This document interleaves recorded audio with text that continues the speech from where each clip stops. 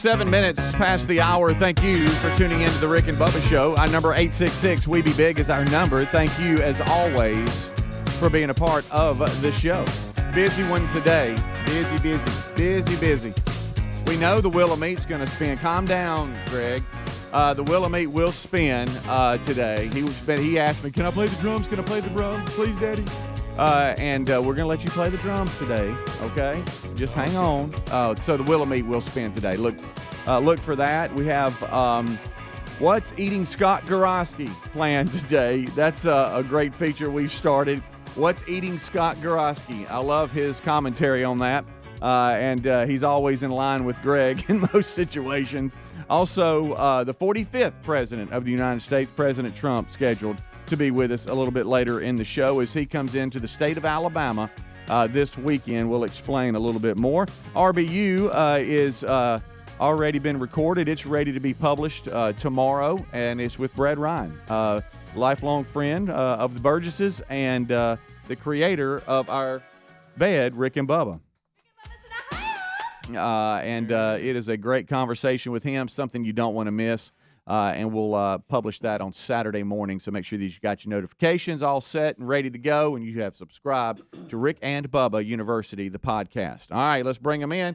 Over to my right, just giddy about Wheel of Meat. It is Greg Burgess, and there's Michael Helms. What's up, guys? How are y'all? Hello. Eddie Van Adler's got TV rocking, and we are ready for another edition of the show today. I can tell we're all just a little giddy, so I feel like it might be a little Fun Zone Friday here, which I like. Sure, yeah. If you're listening live, it is Friday. We all looking towards a little bit of high school football tonight for some of us in the state of Alabama. It cranks up. That's right, opening night. Yeah. Is it? And I know you've done this before, so please understand I know that. But does it feel weird going into Oxford, Alabama, when you have your son that coaches for Thompson High School? And for those of you around the country, Oxford High School is where Greg went and played, and his dad coached and all. I mean, is it weird to go into a place? Me and Lisa were talking about that last night. That stadium, of course, it's been renovated. It's the stadium, right? And not only did I play there in high school, but we grew up.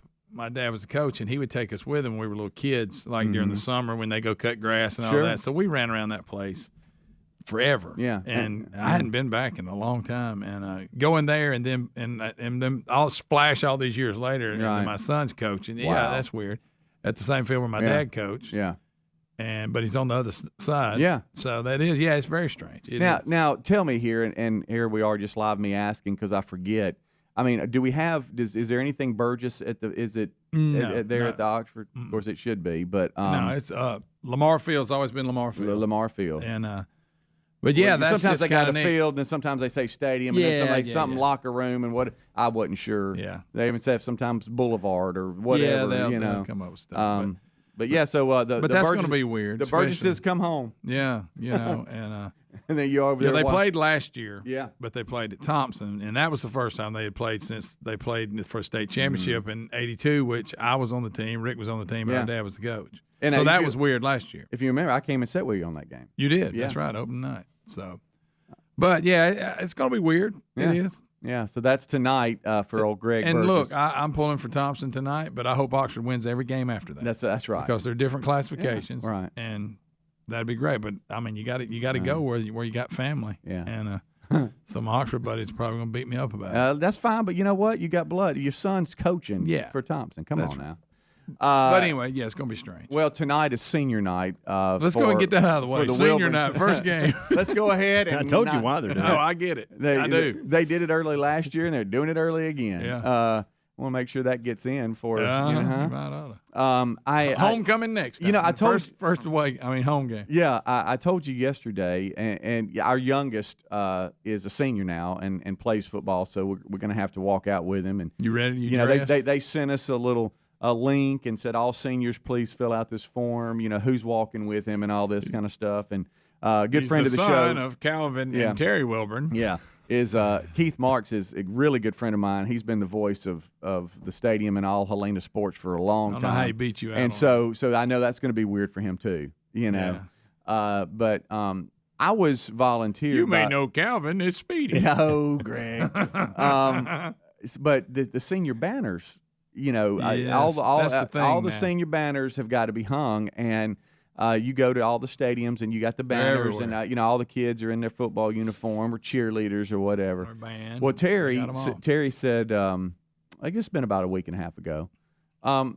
Hey, babe, what are we doing? What do we have on, you know, on Wednesday the 18th or whatever? And I'm like, you know, I don't know. I have no idea. She said, well, I'm gonna put us down to help volunteer for the banners. We need to be doing. We need to be doing more.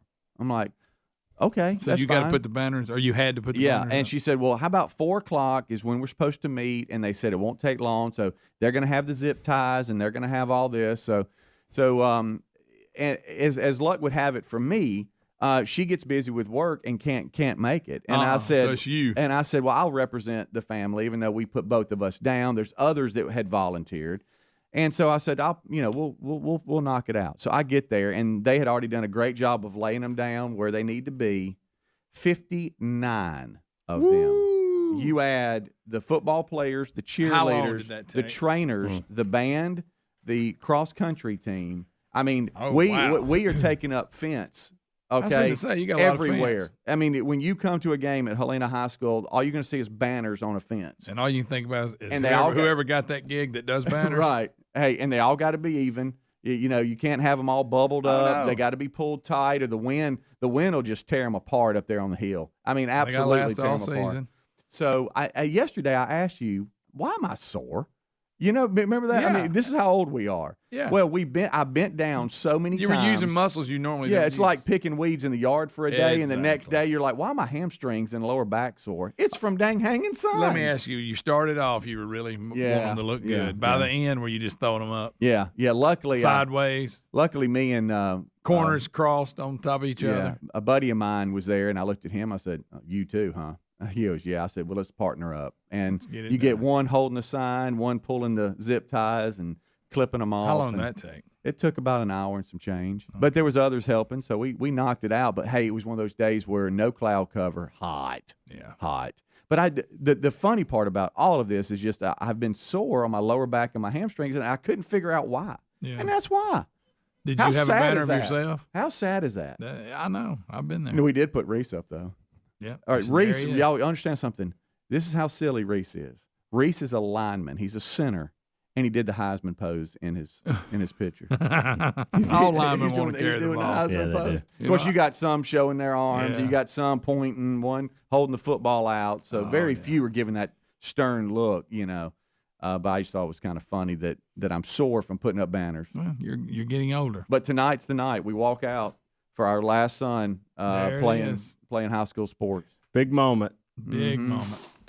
And of course, as Wilburn's luck would have it, it'll probably be raining. But it's fine. That'd be a downpour. That's okay. That's Maybe okay. not. Let's just be positive. So that's there for you. A lot to break down. I don't think I've ever heard you say that. Yeah. Yes. Well, I don't want to get. Yeah. Did you just hear that? Yeah, I did. I'm You just kind of okay? moving past it. You saw Baby Ellis yesterday. That's just No, I didn't. But I did hear him on the phone. that's just proof. This flickers that he does have a heart. Yeah. Rick and Bubba.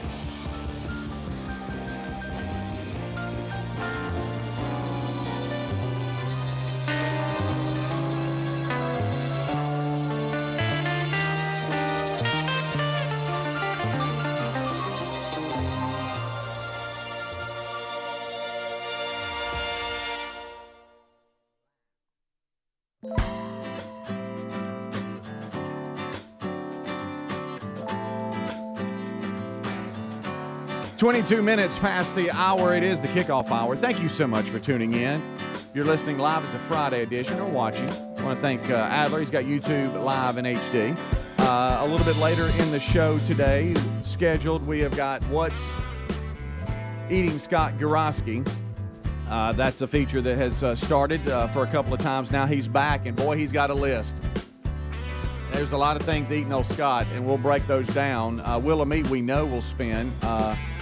Scheduled to appear President Trump Save America tour coming through Coleman, Alabama this weekend, and we'll talk to President Trump about that as he comes into the state of Alabama. And how funny is it? It's going to be at the same place Rock the South was. So if you went to that, that's kind of what you can visualize.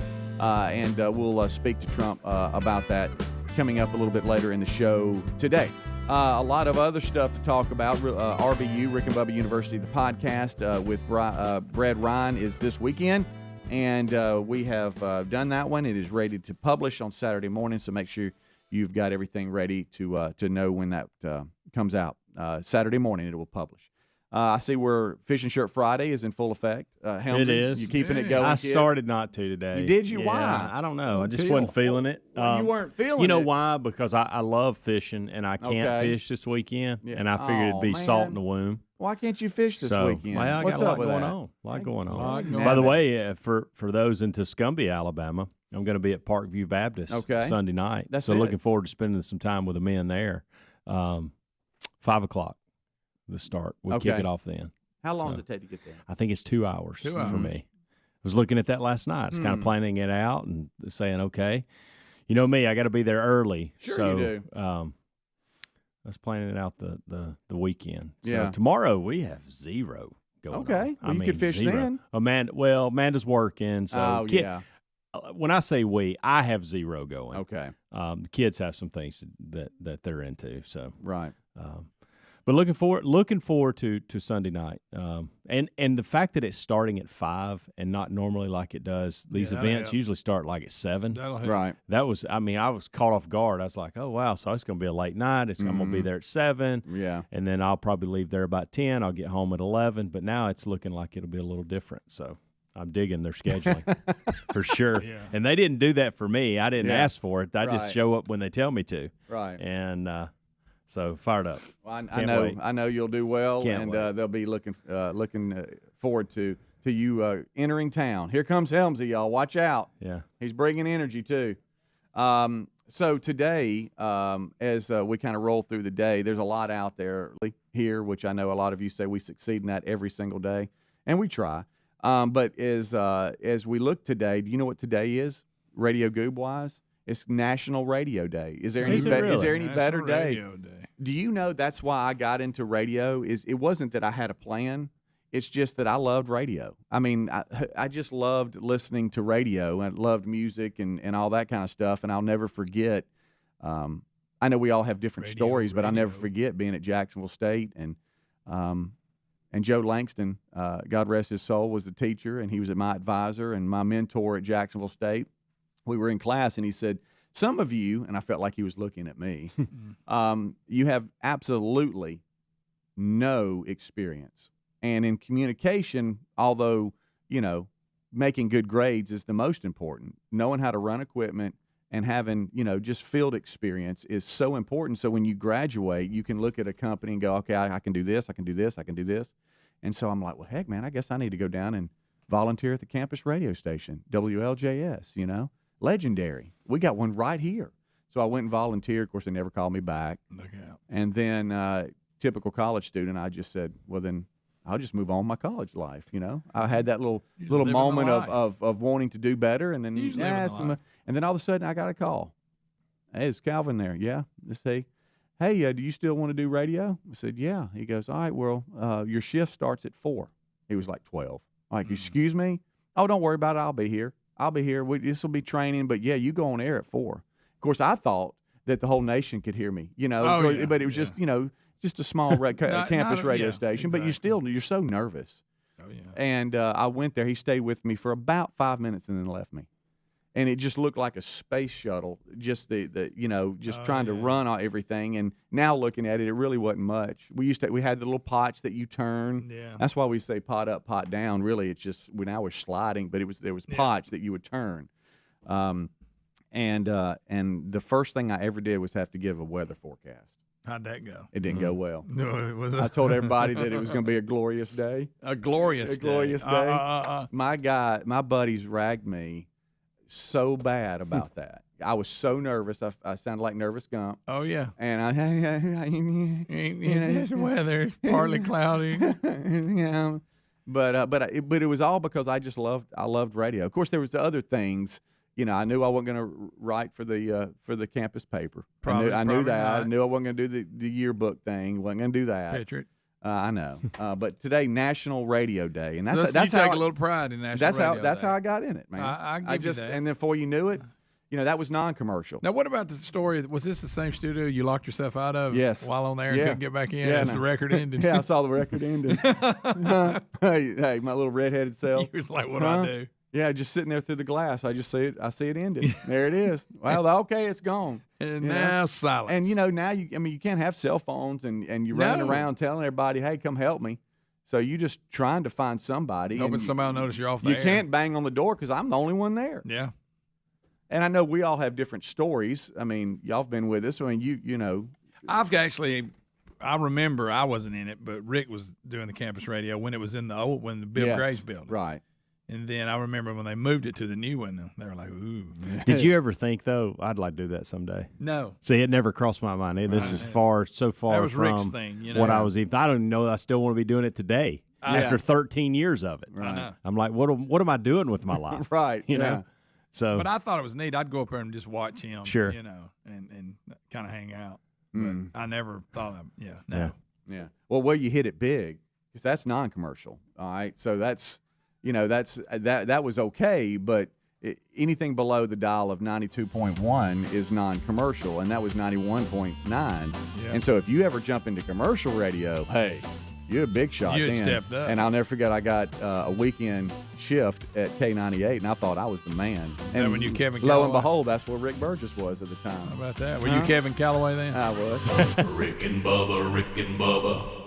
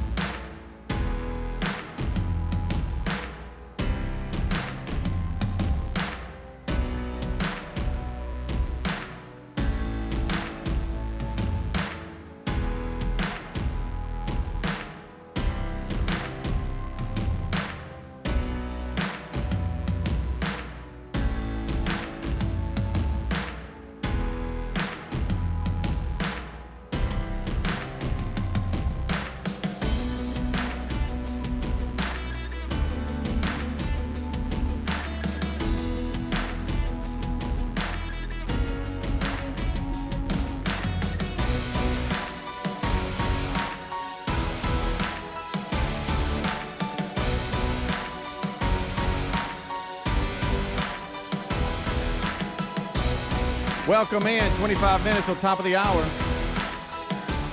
It is a Friday edition here of the Rick and Bubba Show, and we're excited to have you on the kickoff hour, the Good Time Gang Live.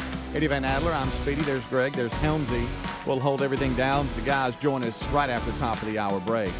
This portion of the show brought to you by ReliefFactor.com. ReliefFactor.com, we have been telling you a lot about this great company and what they offer for years now. If you suffer from pains, aches, inflammation, kind of like with me right now. Why am I sore? Well, I hung signs at the football field. That sounds really bad, by the way. It sounds like I'm out of shape, but I just did something. I did something that I hadn't been doing. You know what I mean? And that doesn't matter if you're 14 or 64. If you do something you never do, you're going to be sore. Yeah, just bend down. Oh, bending down, like pulling weeds all day, really. Yeah. Anyway, so ReliefFactor.com would help me right now. That's kind of what it's designed for. Don't know why you're struggling, but whatever the case, it is a 100% drug-free supplement that will help your body lower or eliminate pain. So check them out right now at ReliefFactor.com. And when you do, look for the 3-week trial pack for just $19.95. The over-the-counter painkillers, they do their job, but they shouldn't be taken every day, multiple times a day. They could be harming your body. Instead, get Relief Factor for less than you could spend on a cup of coffee daily. You can get a 3-week supply for just $19.95. To learn more, it's ReliefFactor.com. The 3-week supply is called the Quick Start Pack for $19.95. That's where you can find them, ReliefFactor.com. Or you can go to rickandbubba.com, click on the sponsors button if you'd like. All right, so there's a lot out there as far as news goes today. There's a couple of things we've been looking at for the show. There was one that kind of surprised me because, there's always something next. You know what I mean? It's like, okay, we got a variant. Oh, now we got this. And here recently it's been flying insects. And Adler did his you don't even need to go into this department. You can't say it. Just move on. I'm not. Yeah. I was just going to say he had a scare. He did. And leave it at scare. Does not like bugs. He was very adamant about how he hates bugs. You can even say insect scare. Yeah. Let's just stay in that vein. Have y'all heard? Yeah, you need to do that. Have y'all heard of the kissing bug? I have not. Well, apparently they say it's deadly. Oh my it kills. Night. They say it kills thousands. What else is out there? It says it kills thousands. Well, thousands of what? Won't they call it the killing bug instead of the kissing bug? Kissing bug sounds like a sweet little bug. Yeah. Right. What is it killing thousands of? It bites them and it says it kills about 10,000 people per year globally. Globally. Well, that's not a lot. That's not a lot. Well, I mean, it's a bug killed you. I mean, think about that. Hey, what killed your dad? A kissing bug. Well, how many people die of allergic reactions to, say, bee stings? Probably more. Right. Kissing bug. Yeah. So they're allergic. The kissing bug can kiss my rump. They're allergic to the saliva that it produces. Is that what this is? Yeah, that's what I was seeing here. Why do they call it a kissing bug? Does it say? It just gets a hold of you and starts kissing on you. That's not true. I'm just kidding. We get the hold I'm just. Just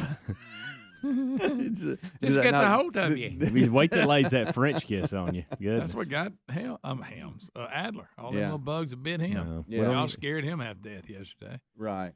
Well, here's Greg kind of explaining how to get one off. Okay. Did you like that? I did. Well, a lot of people might say, hey, great. Mosquitoes, what are you going to do about them? Well, kissing bug. Well, I mean, what does it look like? Is it like big as a bee or is it small? It looks like a, golly, what is that bug? I'll tell you what the kissing bug can do. It often bites sleeping victims on their face, according to USA Today. Most fatalities are caused. I see it.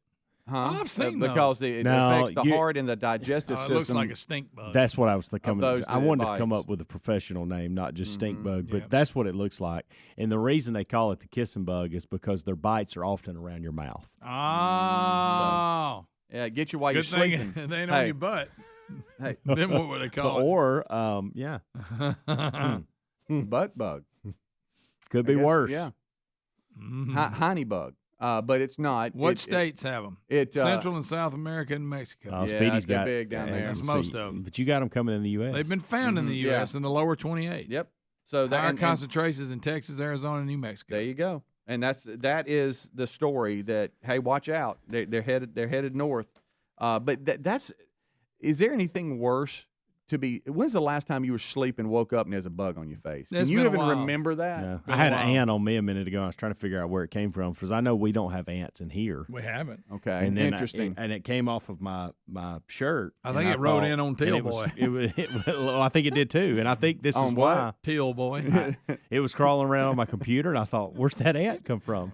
And then he's wearing a Teal shirt for those of you who can't see. Could have been worse. Could have been a kiss. And I put the garbage out this morning, and probably one went from the garbage can to my hand to the back in here. Isn't it amazing how things travel like that? Yeah. So that ant got on me at my house on the garbage can and made its way, hung out on my shirt, took the ride up here, came into the office, and then was just crawling around here on my computer. And so on. Now he's dead. Yeah. Because I killed it. Did it deliberate. He did. He did. You know how these headlines try to scare you? Report says kissing bug affects over 300,000 people in the U.S. Is that the voice that tells That's what it says. Does that mean like gloom? Is that gloom and doom voice? Oh, we got the CDC involved. Oh, it's that Chagas. Is that how you say it? Chagas disease that they could carry. Yeah, it's nasty. And they even talking about parasite. They're talking about the pregnant women too. It affects the pregnancy. Watch out. Affects the baby too. It's like the Zika virus. I just don't want a kissing bug on me. But they say if you wake up in the middle of the night, I don't you got want your any bug on your bug face, on it's me. probably the kissing There's bug. not a bug I want on me at all. That if you have a bug on your face, it's probably that's a related link. No, click on it over here. Anybody with a bug on their face. No, that's the part of it is that they say they often get you when you're laying down asleep, and that's they tear up that face. I don't know my bugs well enough. Like if it was a kissing bug, I would have just said, "Oh, it's a stink bug," and moved on. It looks like stink bug's cousin. It does. Right. Stink bugs don't bite; they just stink. Thank you, Greg, for that breakdown. In case y'all were wondering, you ain't gotta worry. They're hard to kill too. Yeah, they stink when you do. I'm a thread say a stink bug. I know. I don't know. I wish I Cook's knew. Pest Control I wish I knew insects better. I'm not good on my insects. I wish I knew. I'm not good with spiders. I'm not good with snakes. I'm learning. Granddaddy long legs. People that can just look at a picture of a snake and go, "Oh, I'll tell you what that is." No, I can tell you, copperhead I got. Now, that's easy. Okay. Yeah. I mean, the big ones. Do you know a rattlesnake? If you can't figure out a rattlesnake, something's wrong with you. That's what I'm saying. Yeah, let me give you a tip. He's got a rattle on it. Right. If you hadn't figured Probably going to hear him. Yeah. Right. Pretty easy. Now you may go timber rattler, eastern diamondback. Now you're getting into different. Cobra pretty easy.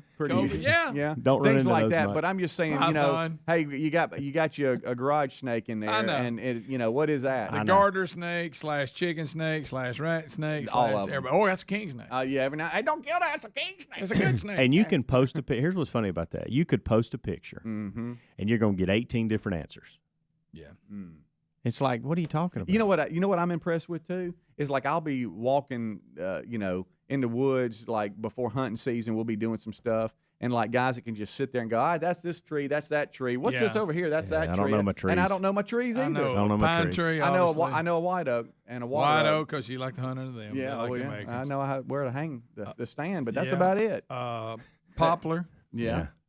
Maybe. When I would go hunting places, I'd be embarrassed because people would say, "Now listen, you're gonna walk right down that path, and then there's gonna be this poplar tree." Yes. And I'm like, I don't even know what that looks like. What's he talking about? I know. I'd be standing there, and I didn't want to say, So what's that? Yeah. I don't know. I don't know what a poplar tree. Look at this berry. I'll tell you what berry that is. That's a that's a huckleberry. Right. And I'm like, yeah, that's right.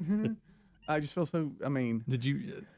Let's face it, we're not very smart people. Well, I don't know my trees. There's certain things we know stuff about things that doesn't really matter. Right. I mean, I can give you the history of music and tell you who did what, who played on what album. Right. I don't know why I know it. Right. And it does me no good. Thank you. None, Adler. unless I wanted to host a show and talk about it. But now I'm the man.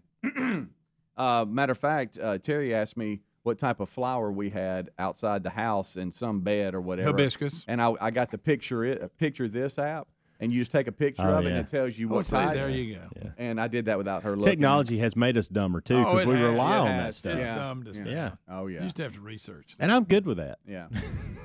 There it is. I've been waiting on it for years. I wish I knew my snakes and my trees better. There it is. Okay. And my insects. Your insects? Yeah. Oh, I thought you said something else. All right. Oh, yeah. That too. Like, what the heck? You better learn that. Open that mouth. You're talking. That's your mind. Everybody heard me say insects. Did you hear him say insects? Yeah, you were talking dirty on there yesterday. It just carried over to today. Well, it just made me look up. It's your first thought. I get it. Well, that's what I thought I heard. I thought I heard that. I didn't think that, I didn't want to hear it. But I thought, my gosh, what is Helmsy talking about? All right, so it is the teal shirt, I think. We'll be right back. Rick and Bubba, Rick and Bubba.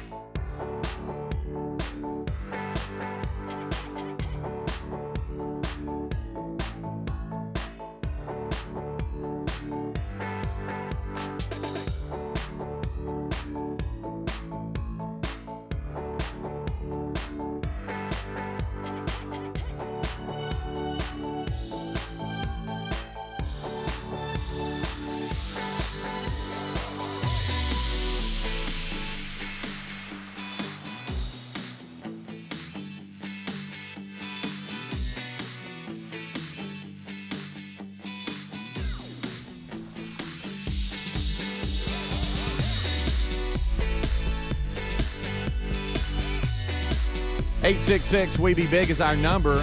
Would you like to be on the kickoff hour unscreened phone calls? Could happen this segment if you'd like to join in. 866-WE-BE-BIG. 866-WE-BE-BIG is the number. As we come on back, getting ready for the guys to join us right after top of the hour for the main show. They will do that. On tap today, we've got What It's Eating Scott Gorosky. That is there for you today, scheduled to appear. President Trump will join us in a couple of hours from now. He is supposed to be in the state of Alabama, in Coleman, Alabama. Coleman, Alabama, for his Save America tour, and he is supposed to be at the York Family Farms in Coleman, Alabama. A lot of you know that's the home of Rock the South this year. And so that's where he'll be, and we'll talk to him about that and a whole lot more. All right, so here go the phones. It looks like a Christmas tree over there. They're flashing so much. Let's go to 334. 334 checking in. Unscreened phone calls. What's up? Hey, not much. I was going to let y'all know I heard the same thing you heard a while ago about the insects. I thought it was funny. I about fell out the car. Yeah, so, everybody. Yeah. All right, so not everybody, but everybody I've talked to. Everybody you've talked to one, maybe two. Well, now. Adler came in here and he said, I heard it. I think you said it. Yeah. I'm trying to say, I know what I said. I didn't say that, and I'm certainly not going to ask this gentleman what he thought I said. Oh, I know You and Adler and this gentleman had a specific term you thought I said, and I did not say that, okay? It may have sounded everybody like I've talked to. Did you think it? But my point is, I'm going to agree with you at this point, and let's just move on. Okay. Okay? But I didn't intentionally do I got it. two dirty mouth people in here with me. No, you had one that was trying to talk about insects. And then one was and it just didn't sound like that. Evidently, lazy mouth, whatever. I don't know, but I certainly didn't say what you thought I said. Right? Are you talking to me or the listeners? No, I'm talking to you and Adler and the listeners that are calling in. Well, half them, half asleep anyway. Yeah. Let's go to 256. 256. What's up? Hey guys, how you doing? Good. I'm singing Aaron. Hey, it's Mike Chilsburg. Hey, buddy. Hey, Mike. Hey. Hey guys. First off, I want to talk about how good Speedy controlled himself yesterday. Yeah. And how I'm so happy this morning to wake up and see Big Speedy when we had little bitty tiny Speedy for most of the show yesterday. Yeah, he's back. He's back. Thank you, man. Yeah. Hey, you don't think he knows where the deer are? Yeah. He knows what a poplar tree looks like. Sure yeah. I hear you, dirty mouth. All right, let's go. He knows about a sycamore. You're not going to turn this back on me. Let's go to 256. I didn't say it. 256. What's up? I didn't either. Just sounded like it. Teal City. 256. You're about to get blown up. What's up? Yep. Hello. I want to call. What if there's more than 1 256? How do they know which one you're talking? Do you think I should get the what's vaccine? Your phone number? I could give the phone number out if you want. 941. Hello, you're on the Rick and Bubba Show. Unscreened phone calls. That's working. Hello. It's working out. All right, what's happened? Hello. Well, you. Hello. Yes. I think Helms said insects. Helms is a dirty mouth. Let's go to 941. 941, Colin. What's up? Hey, good morning, gentlemen. Greg, I don't know how the heck you work with these dirty mouth people. I wouldn't put up with it. I just walk out. I mean, literally. I'm extremely offended. I will say that. I'm this close to stepping out. How funny is it that you now? Me? Yeah. Now that you get to play. You want me to cuss so I can be in there with y'all? Thanks, buddy. Appreciate that. All right. Let's go to let's go to 205. Ooh. How about that? 205 in the house. What's up, 205? Yeah, I got a quick radio story if you got time. Not really, but go ahead. Okay. No, I'm kidding. Go ahead. It's got to be quick. Yeah, Speedy was talking about going down and applying for a radio job. Yeah. Years ago, I moved to Birmingham to finish law school, and I needed a job, summer job, and I see an ad in the Birmingham Post-Herald that the Mighty 690 WBOK was looking for an announcer. Ooh. I go out there, never been in a radio station, didn't know anything about it, but I love radio. The legendary Dan Drennan took me in a sound room and had me read off of a teletype, read the news. He came back and he said, you're a great guy, good guy, whatnot, but you sound too local. You sound too local. Too local. And that hurt my feelings because they wanted somebody from the Midwest accent, that kind of thing. You're like a radio voice. Oh, yes, absolutely. Because everybody loves hearing that. Yeah, like Speedies. And so, that ended. That ended my radio career, and I hate it to this day. Well, you gave it a shot. Sorry. I mean, you got it. You shouldn't let it deter you, though, but you did. Right. You know? All right, let's go to. Are you telling me to check email? Wait, people are down right now. Boy. 662, what's up? Hey, I just had nothing else to do, so I thought I'd call you guys. That's perfect for this. What'd he say? He had nothing else to do. Okay. Thank Greg. People, this one guy, Helmsy, says that you made him spit his coffee out. Yeah. I was just talking about bugs. Let's go to 256. Hey guys. Hey, y'all need to tell Helmsy he can Google that stuff instead of spreading it on air like he did at the end of the segment. Right. So you heard it too. There it is. Wow. So I guess I wasn't paying attention. I wasn't either, evidently. 334 checking in. I mean, What's there up? have been Dirty books. I'll say this. There have been several. First of all, Speedy has not told everybody what it sounded like I said. Not at all. And several people have emailed and said this is what it sounded like. And that's exactly what he said. Yeah. Which was that's disturbing. Right. 334 checking in. What's up? Unscreened phone calls. Is this me? Yes, go ahead. Yeah, go ahead. Okay. Hey, I didn't know if y'all heard that the White House was going to hire Ozzy Osbourne to be Joe Biden's interpreter. Okay, that would be good. I think Oz would make more sense. Hey, at this point. If Saturday Night Live was funny still, that's what they would do. You're right. Why won't they do that? I don't understand it. Well, maybe one more. Maybe. Let's see here. Well, you got. I'm gonna go. Me. Helms is a dirty mouth. Go ahead. Go 4. That's not true. Yeah. See, why are Everybody y'all knows labeling? it. Why are y'all labeling? That pretty much like ruined that? Sunday night. It's an opportunity for me to repent, Greg. There you go. What if they played that audio? And welcome out. Here he comes. You know him for saying. All right, let's go to 334. I didn't say that. Hey guys. Hey, I'm what's up? kind of wondering if he's ever mistaken Rick for that same other word. Oh my goodness. You talking about Speedy? Yeah. He See, has. yeah. You get like you mess. He's got to be Tick- talking about you at this like point. you messed Tick up. Have you ever Hey, tried buddy. to say Rick and say that? Thanks for putting that. In He my did head. one time, but he was mad at Rick. Oh, look at you! You just giddy over there with your game day shirt That's on. right. It's game day kickoff. 662. What's up? Hey, good morning, Mr. Wilbur. Oh God. Hey, this is William Bonnet. I just wondered, did y'all put up the chess seniors posters up there on the wall? The chess team posters on the wall. The chess team. Got it. Got a funny voice to say that. Yes, he did. All right, one more. I don't know if I need to do one more. I'm kind of scared. Go ahead. Let's go to. I'm scared. Let's go to 8. 256. What's up? Oh no. Hey, yeah, no, I just had nothing to do, so I'm calling in. Okay, thank you, buddy. Appreciate it. All right, Rick and Bubba join us next. We're out of time. Helms, you're right. I keep getting. Yeah, Helmsy at rickandbubba.com is the email address to send to him on what you heard. Hey, there's no sense in that. I know what it sounded like. I know what I said. I know what it sounded like, and we should put it to bed. I just wanted to give everybody your email address, and they can weigh in too. I just got a text. I'm getting a lot. Bubba, Rick and Bubba.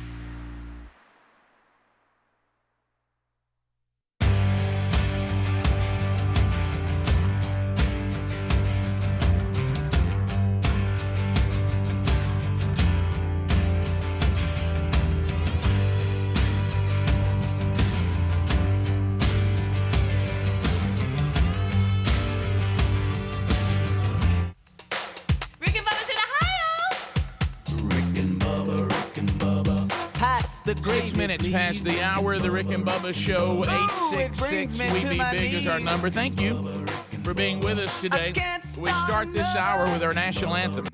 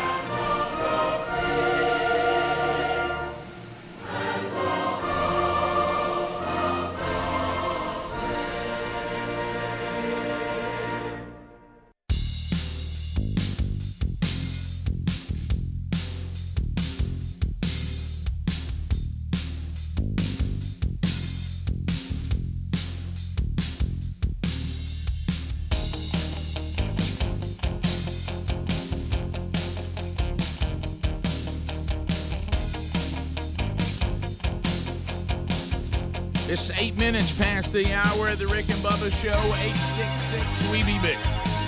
That's the number for you to be part of the program. It is action-packed today. We have a lot to do. We will spin the wheel of meat. That will happen for sure on the program today. We will find out what is eating Scott Gorosky. This new popular segment has returned today to find out what is eating one Scotty G. Donald Trump, the 45th President of the United States, will also join us on today's program. You'll be commenting as well, Rick and Bubba family, at 866 We Be Big, and we'll cover the stories of the day.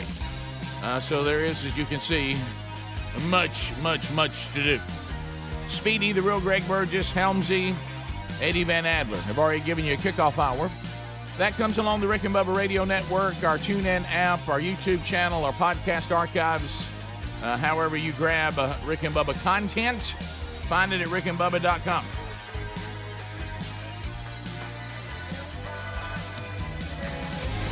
And across the way, there he is, the pride of Cedar Springs, Alabama. Most of you probably know him best as the Silver-Tongue One, man with a golden voice, Professional Lunch Eaters Man of the Year, the inventor of pizza and a cup of Shakespeare's worst nightmare, and the master of the King's English. Ladies and gentlemen, put your hands together for Bill Bubba Bussey!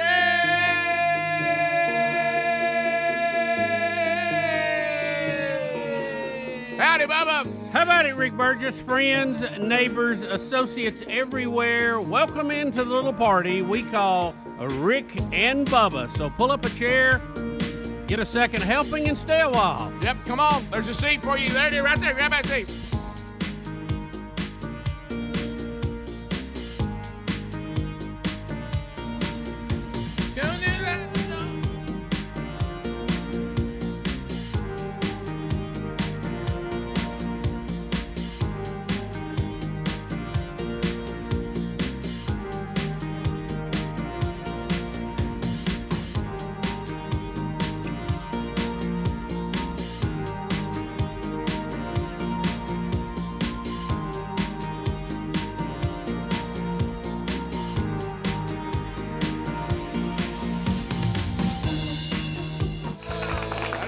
Of mine, Bubsy. How about you, sir? You doing all right? I'm good. Supergroup Boston. There you go. There they go. Well, so you heard me. There's a lot to do here. We got to get this thing going and unpack. If you love the wheel of meat, it will happen today. You know that. So, and we have the 45th President of the United States, Donald Trump, will be speaking to us. You know, I I will say this: I started getting a lot of stuff from people inside the industry and just friends, and they seem surprised. And I understand that the president, former president, is going to be on the show today. And I said, guys, he's been on 2 other times. I had this conversation with my wife. Everybody was acting like that. Trump, y'all got Trump. I said, we were at the White House. Amanda was texting her invited us friends. up to the White House. I'm like, what in the world? This is like the 3rd time he's been on. This is not a big deal. Rick, Bubba, and Speedy went, and Adler, they all went up there. Am I going to have to do this? This is Donald Trump, President of the United States. Honestly, I think this is the first radio show I've done as president, if you want to know the truth. And you're listening to the Rick and Bubba Show. First radio interview I've done as president, and then, hey, guys, why don't y'all come up here? I've got a tax plan I'd like to talk to y'all about. Come to the White House. Him being on today is, he's a very. Rick, let's not fall into the problem we have that we think we're friends.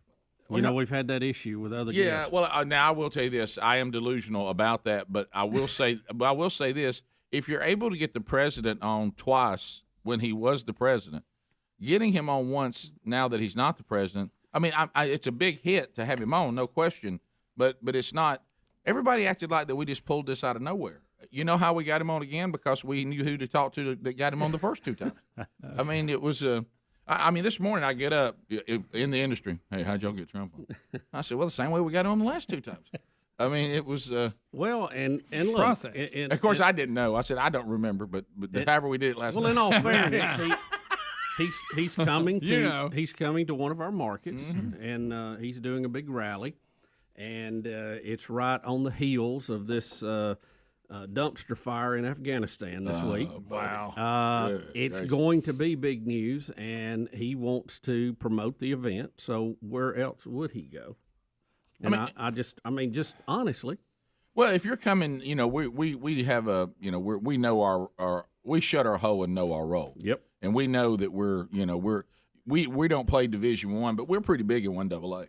And so if you're coming to the state of Alabama where we have spent our entire careers and then gone out to the rest of the country and the world, somebody probably says, hey, what about Rick and Bubba? You want to get them on Rick and Bubba? That's you guys are out there, the audience. Y'all the ones that make this stuff happen. Rick, we've been very clear in the past. The road to the White House leads through the Rick and Bubba studio. Everybody knows that. Now, everybody knows that, my friend. Now, for some reason, we tried to help you out this last time, and the majority of our citizens decided to vote for a 78-year-old Alzheimer's patient.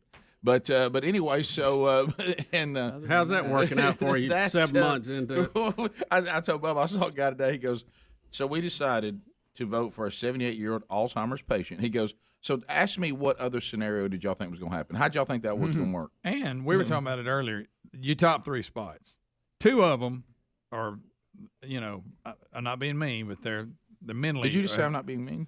Are slipping. Right. And then the other one, Kamala, she's so far in over her head, she won't even speak anymore. We don't know where she's at. Yeah. That's your 3. Hey, that's your 3 top.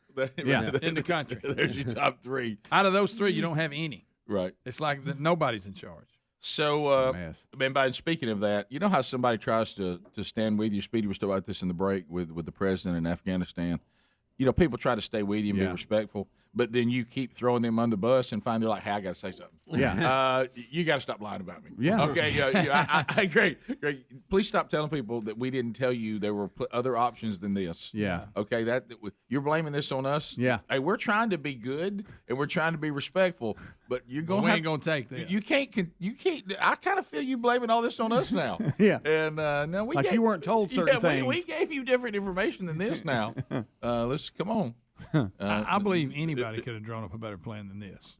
Oh, yeah. I really believe that they could have called me on my cell on the way to the farm, and it'd be breaking up. Yeah. And let me get to a better cell, and I would have given them a better plan than this. Rick, it really is a mess. It really is. Oh, I know. The top of the top that's in charge was asked yesterday. Now, look, they stole a bunch of planes and took them and flew them out of country. Do you know where they are and how many they got? No, we don't. Oh, really? Do you know how many Americans are behind the lines that Taliban won't let through because they got a perimeter around the airport? We don't. We're guessing, but we don't. The last I checked, and tell me really? if I know that's y'all's plan. I know we need to go to break, but check me if I'm wrong on this. It sounds like we put ourselves in a position that we just hope the Taliban will be nice. Yeah. Oh, we're Am I exaggerating that? We're asking the Taliban for permission to get our citizens out. Okay. So I'm not exaggerating that. No, you're correct. Please You're let us through. Babylon B, Americans stranded in Afghanistan have declined the chance to fly home on Spirit Airlines. Yeah. Golly, that's good. They ain't the only one. Oh, my goodness. All right. We'll unpack her, and we will have Trump later in the program. And as I said, Will'll Meet and What's Eating Scott Gorosky, all still to come today. And your phone calls and topics that are on your mind. Also, I have an update on glasses. More Rick and Bubba coming up. Rick and Bubba, Rick and Bubba.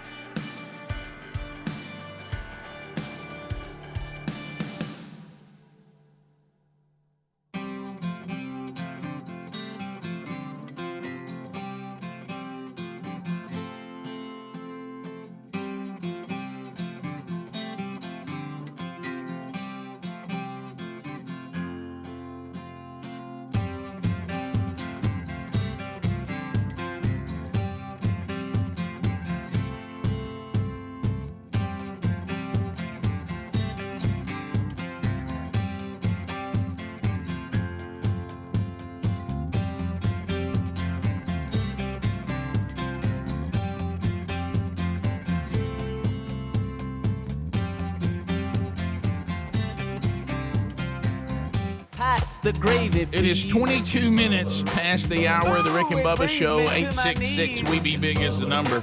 All right, so as we make our way back, a couple things. Rick and Bubba University, the podcast, this little song right here that you're hearing, that little hook that children everywhere sing, and you get it in your head, you can't get it out. That was created by Brad Ryan. Brad Ryan, childhood friend for Greg and for me, has been in 3 on the String. What did he tell us yesterday, Bubba? For over 30 years. Yeah. Started when he was 20. Yeah, started when he was 20. And then, of course, he and his wife and brother put together that song in his little home studio. We also did a children's album with Brad Ryan many years ago. We interviewed Brad Ryan this weekend, and there's some really, really cool things in the interview. So catch that on Rick and Bubba University, the podcast, including a music factoid that's a behind the music that you may not have known that I think you're gonna. It's gonna blow your mind a little bit. So catch that over the weekend, Rick and Bubba University, the podcast. All right, so Bubba, coming up, we have to think about anytime we have an interview coming up, because we're not really we do interviews, but we don't do a lot of interviews. So we do those back porch interviews. Yeah, and so and it's been something we've worked on over the years to try to get better. But there is always a chance when you promote something like Donald Trump being on the show today that it not happen. Yes, you're correct. And it's when you live in things this world, change. Yeah. And I'm watching Speedy age even at the thought of that. But there are times, and I know y'all know I'm about to use the Tony Atlas example, and you are correct. That they were back during the days when professional wrestling was in the it was in more of a regional thing, and it was working its way to being a national thing, but it was regional then, and we had our region. Georgia Championship Wrestling was what we watched on cable. So if those wrestlers were coming to your town at the local civic center, it was huge. But what they would do is they would give you the card, and then underneath in just a little tiny writing, it would say card subject to change. Yeah, or scheduled to appear. Yeah, right. Yeah. It's scheduled to appear.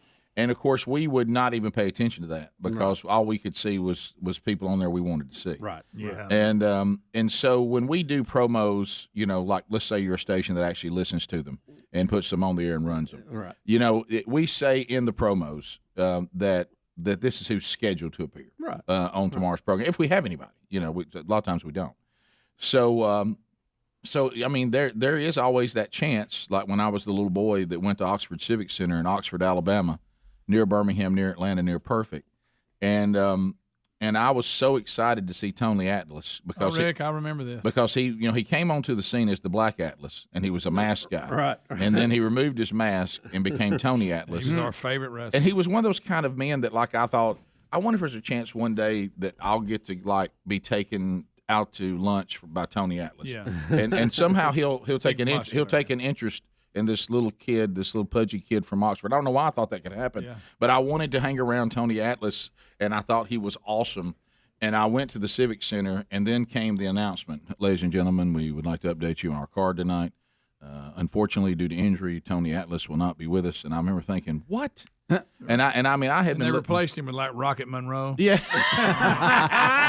So that is not an even swap. I love Tony Atlas, and I wanted. Man. I was just like, man, I wanted to hang out with Tony Atlas, and he was nice and kind, and so but it didn't happen. So I know sometimes when we do things like we've done where we promote that we've got a name or someone that everybody knows, it can sometimes go south.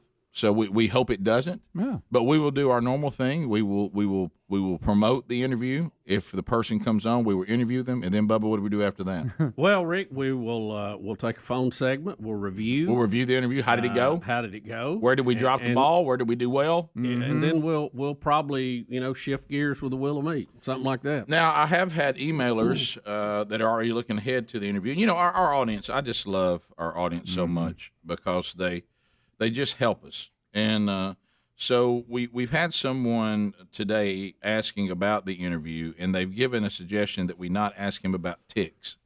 Okay, as long as not going to do that. I think that would be wise. So let's mark that off the list. My favorite one that has come in today was that we asked him for Sean Hannity's new cell number since we lost it. I wrote that down, as a matter of fact. Can I tell you something? That is a really good I thought that was good, Yeah, too. that's really good.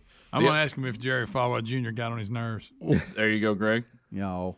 Well, I mean, Greg, just saying. Hey, listen.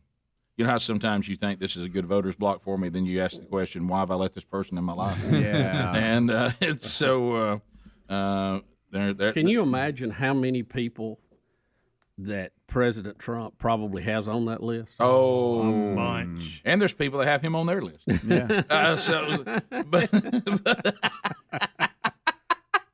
So you gotta love the USA. How about on USA? Hey, we looking good.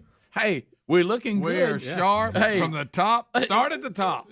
How about this? Let's just say this about USA. Hey, we looking good. Yeah. Yeah, there's one report out today. You know, the VP has been missing in action. Yeah. Okay. Yeah. Well, like Greg said, it's almost like she's even more so than the president. Yeah. It's like she's shell shocked. It's Right. like, wow, this is kind of there's more intense reports. than I thought. There's reports that she doesn't want to be tied to this fiasco in any way. That she feels like it. Well, will that makes me kill have her some respect political for it. future. Well, she messed up because she came out and said that she was the last one in the room with him when he made the decision. I mean, it was just the two of them. Like Did she she do was that live? she was a part of it. And then what all happened has happened, and she claimed that she had a scheduled trip to Vietnam, and so she's gone. But by the way, been even missing. If I'm going to get And the out of a press secretary's situation, not even having daily briefings. No, They have them every day, and now we're on vacation. we're on this week. vacation this week. I'm out of the office. Let me go back to this. But you know how sometimes you'll do something real quick, you don't really think it through. I mean, my gosh, we've done that how many times in 27 years? Oh yeah. But anyway, she thinks to herself, I have to distance myself from this, but doesn't really realize the worst thing you can say is I'm going to Vietnam. Right. I mean, that's the worst thing to say, because we had just been told by the president that you're the vice president for that we would not see a Saigon situation. That ain't going to happen. Yeah. He told us that, 2 months ago? Yeah. Hey, it ain't going to be like that. He's right. It's actually worse. Yeah. Yeah, if that's possible. Let's give him credit. He was right. This is worse than that evacuation. We actually got some people out of there. Sure. And I know we're getting some out, but boy, this is yeah. And President Biden's supposed to have a news conference or statement Is he? at 1 p.m. Eastern today. Boy, there's somebody right now that says, do not veer off this card. Right. Just read what we give you. And then run off the And then Leave turn now. and go. Leave And now. if you could, try to walk up on the front of your feet instead of just Instead of doing that Bojangle shuffle you do. Yeah, please stop shuffling like you do not know where you're going. And if the Secret Service tries to get you to turn right, turn right. Yeah. Bottom of the hour. Rick and Bubba, Rick and Bubba.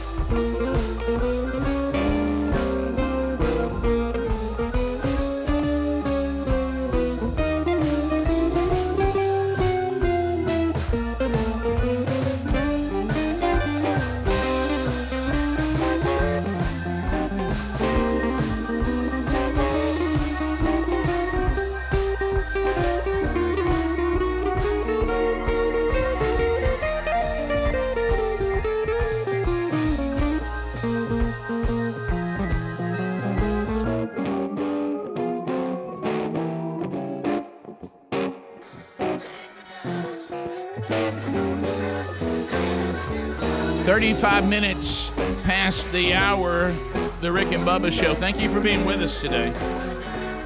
Still to come on the program, what's eating Scott Gorosky, Donald Trump, and the wonderful Wheel of Meat. Now, you name me another show that lists those three in the same show.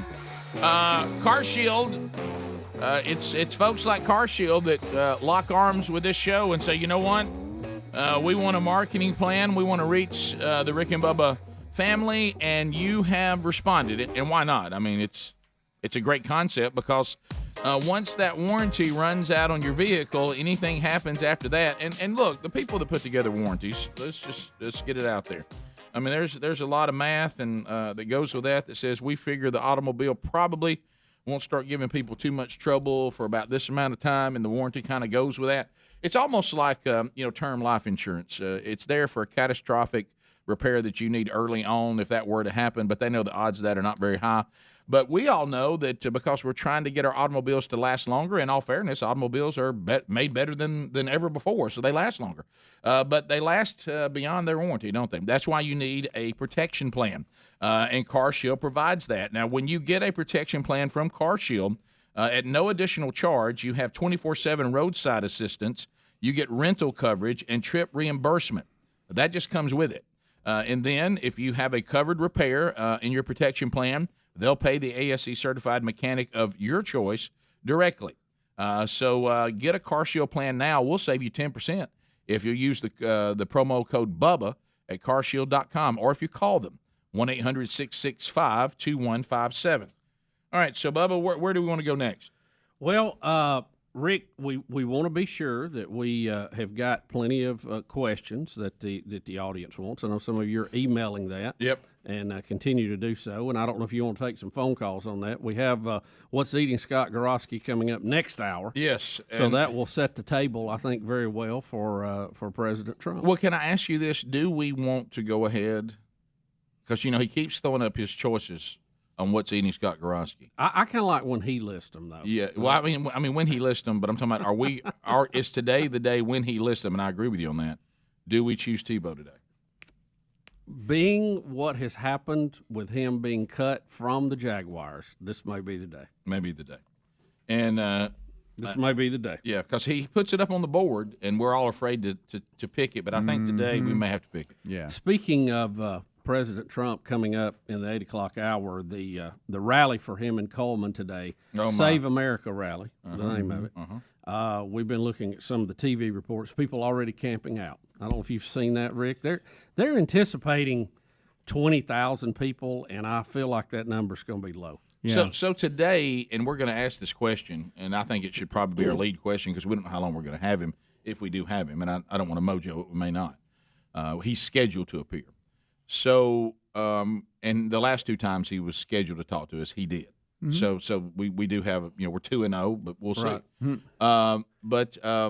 And historically calls a little early, if you remember. So we might want to be ready just in case he lands 15 minutes early and's ready to go. We'll just put him on whenever he comes. Right. So, and some people thought he was going to be in studio. But he had a lot of that yesterday. But he won't be. Yeah.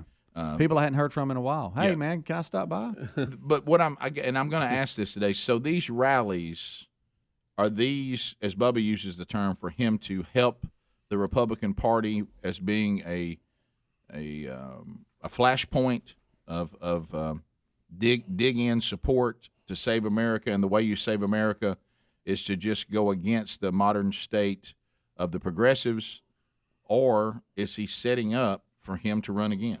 And to me, that's an important question. I think, I don't know the finances of these things, but I think that Donald J. Trump loves this format. Oh, okay, of course he does. Yeah. And I will say, after being a part of and getting to be at the Huntsville event several years ago, it's like nothing I have ever seen in political circles. It feels more like a Southeastern Conference football game than it does politics. I have never seen street vendors pushing carts with food, candy, and balloons. The morning of the event, before he ever even showed up, the number of people that were camping out. Adler was there too, and I think he can speak to it. The electricity in the air that went with it. And I'm sure the people in the Coleman area, North Alabama today, are feeling, getting the first little inklings of that today. Yeah. And it will be at a fever pitch tomorrow. Yeah. And, the Alabama Republican Party is who's hosting, and so while it's the admission is free, it's the 21st at 7 p.m. at York Family Farms in Coleman. Are there now? Yes, they're camping out. Rick. I thought it was tonight. No, it's just like a football game. They're already there. They're going to sleep there? Rick, have you seen the TV footage? They're already there. I feel like the Ron White statement right now. Yeah, I wouldn't camp out in the field if I was camping. The venue opens at 2 p.m. tomorrow to actually get in where he's going to be. So they're camping outside of it now, out and around there. They were showing shots of it. I don't know where that footage is. Well, I know. But I assume it is that area. Well, I will tell you this: we have in show notes today, and our website is still having to be built back, so some of it's not going to move as smooth as normal. But there is a link there in show notes, and this is free, but you do have to register for it, and it's only 2 tickets per mobile number. And give that address, Rick. Do you have it? Yeah, it's events. Yeah, go ahead. You got it. Yeah, it's at York Family Farms, and that's on County Road 469 in Coleman. Right. No, I mean, where is the online? It's rickandbubba.com and show notes. Yeah. Yeah. It's right there. Is it? But if that's moving too slow or something, which it's working, long. but it might be slow. It's events.donaldtrump.com, donaldjtrump.com, events.donaldjtrump.com, and that's going to come up. It's going to have a direct link to Coleman. You do have to give first, last name, email, mobile number, stuff like that. But and as Rick said, it's 2 tickets per mobile phone. Yeah, they just say it's free. You just got to make sure you register. It says the link is events.donaldtrump.com/events/rally in Coleman, Alabama. But I guess you can just go to the website and find it. Yeah. So anyway, it will be quite the event. It will. DonaldJTrump.com should get you there. All right. Yeah. DonaldJTrump.com. So hopefully that'll get you there. If our show notes are moving too slow. Right. How about this? So I want to ask you this question. Why do you think this is? Do you think that a politician, because we've had some that were iconic. You got Ronald Reagan, you've got Harry Truman, you've got John F. Kennedy. Mm-hmm. These kind that they were celebrities because they were celebrities inside politics. But Ronald Reagan was an actor, so he had that going for him. But then you had like the Kennedys. They were these royal family kind of thing. Do you think that Donald Trump could have this kind of celebrity status if he wasn't already a celebrity before he became president?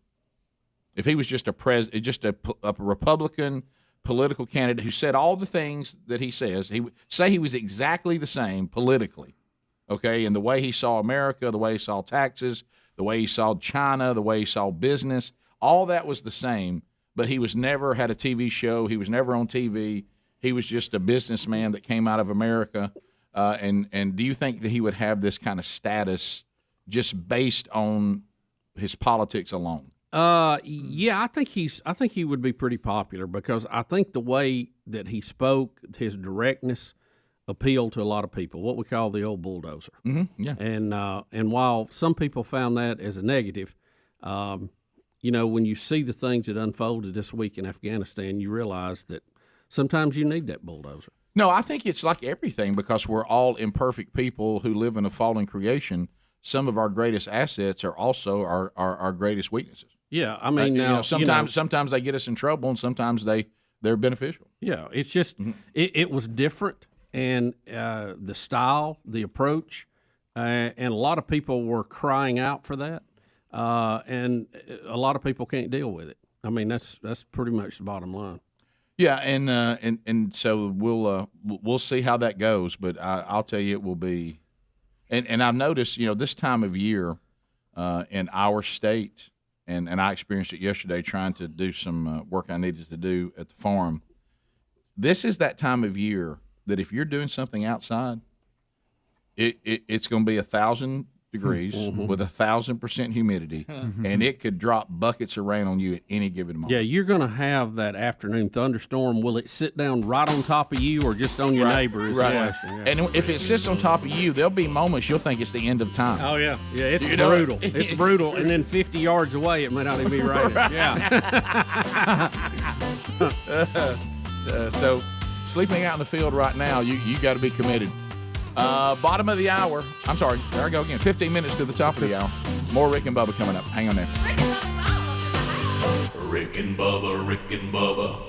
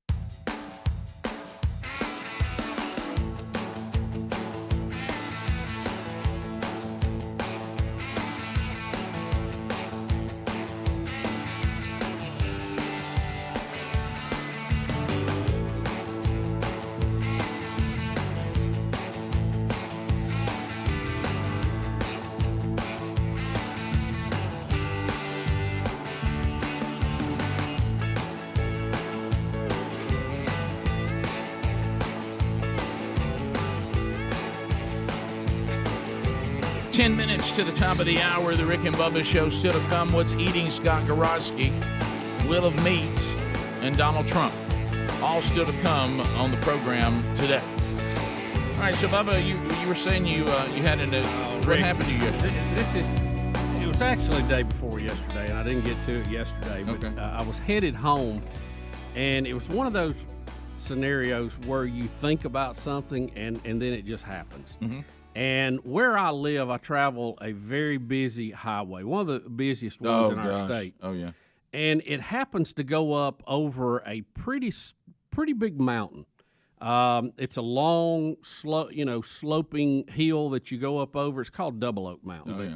It's a pretty good rise for that part of the county, which is in the greater metro area.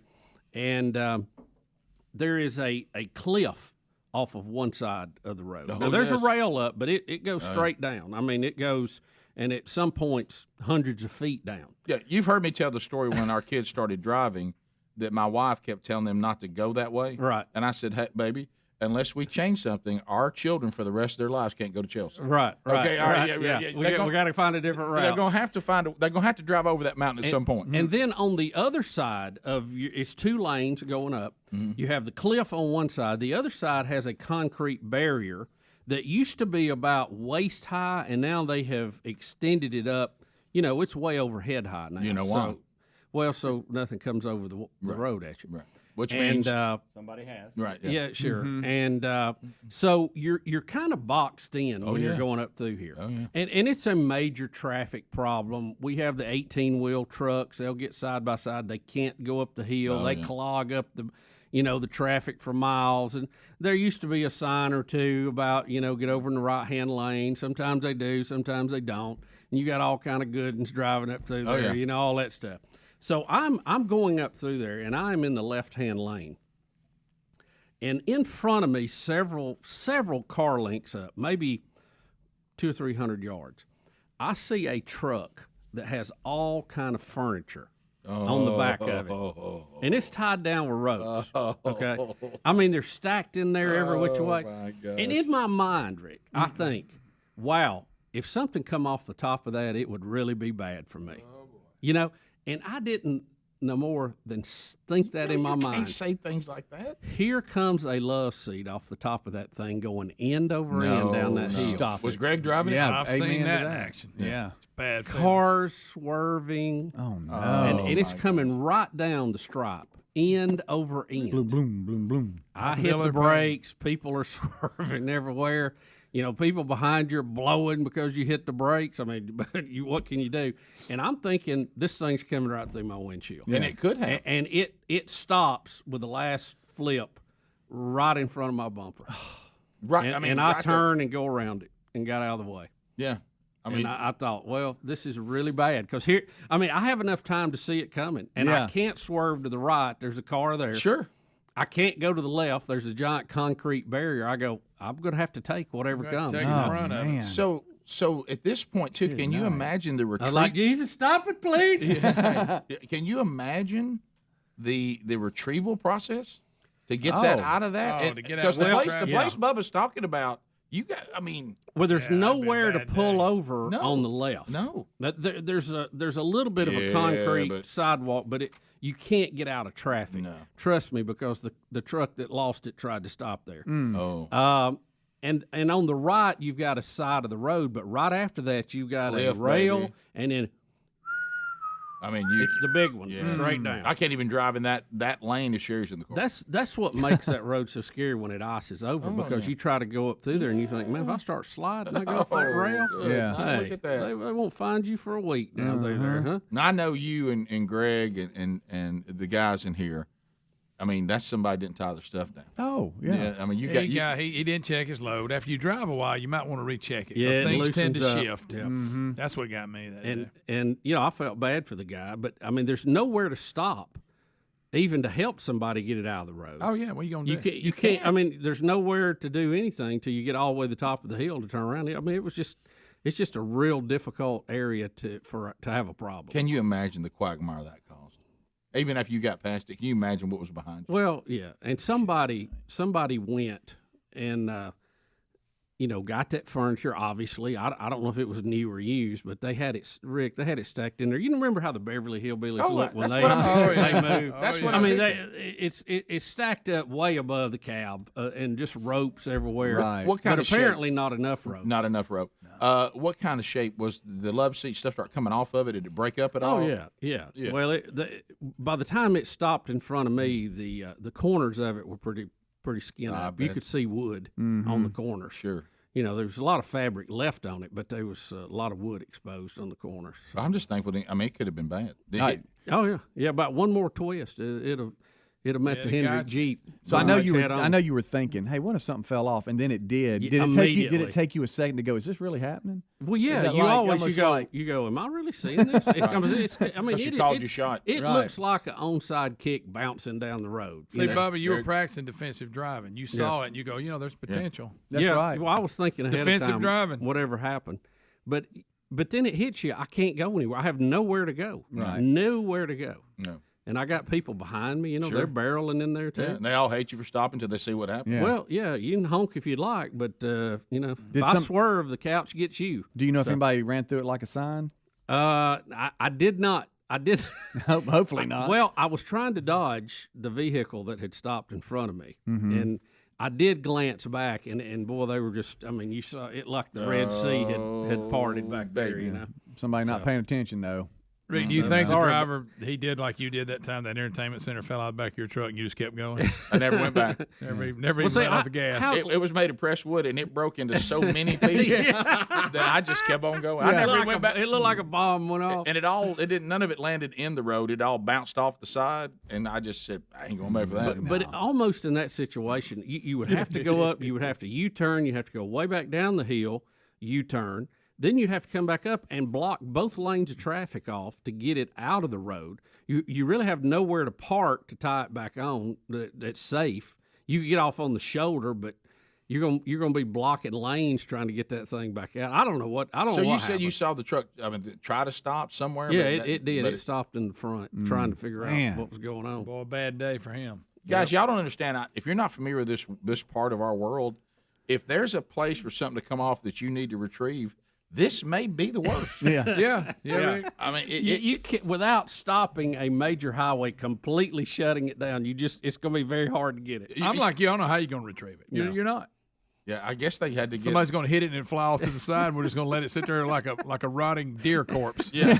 If you're a deer, you get hung. Don't you think the only solution is you got to get the law to block everything off and come back and get it? I guess Probably so. Probably so. Oh, you're gonna have to have an emergency vehicle for that for sure. And it was probably messed up beyond. Not only does it hold me up on my deliveries, I'm missing a piece. Oh yeah. Do you think they just got and threw it over the cliff? Well, they should have. I think so. I really think it may go through somebody's ceiling. I think you're trying to help to get it out of the lane versus trying to save it, because there's no saving it. You just don't want somebody to come running. But now you're stuck. You just throw it over the cliff and go, wow, some of that tornado damage we had.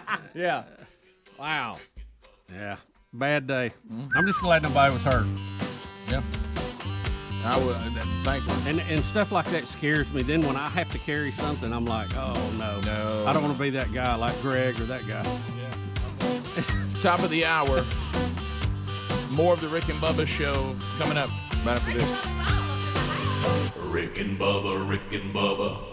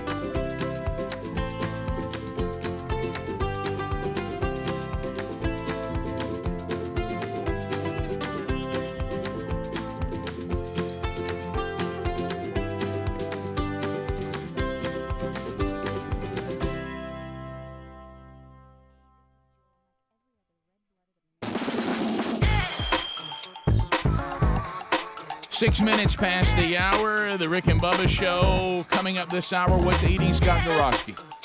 We will dive in to the world of Scotty G. What is eating Gorosky?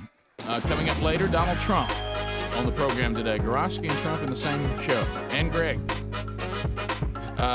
It could be too much powder.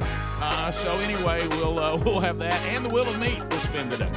Speedy, the real Greg Burgess, Helmsy, and Eddie Van Adler all here. And Bill Bubba Bussey's here. Bubba, we got a little anniversary shout out. I'm leaving the show today and headed to Cape Girardeau, Missouri. Cape Girardeau. Going up to Cape G.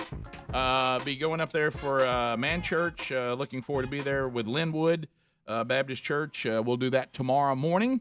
Rich Wingo and I will be speaking there. We'll have a little panel as well. We'll have all the resources from themanchurch.com.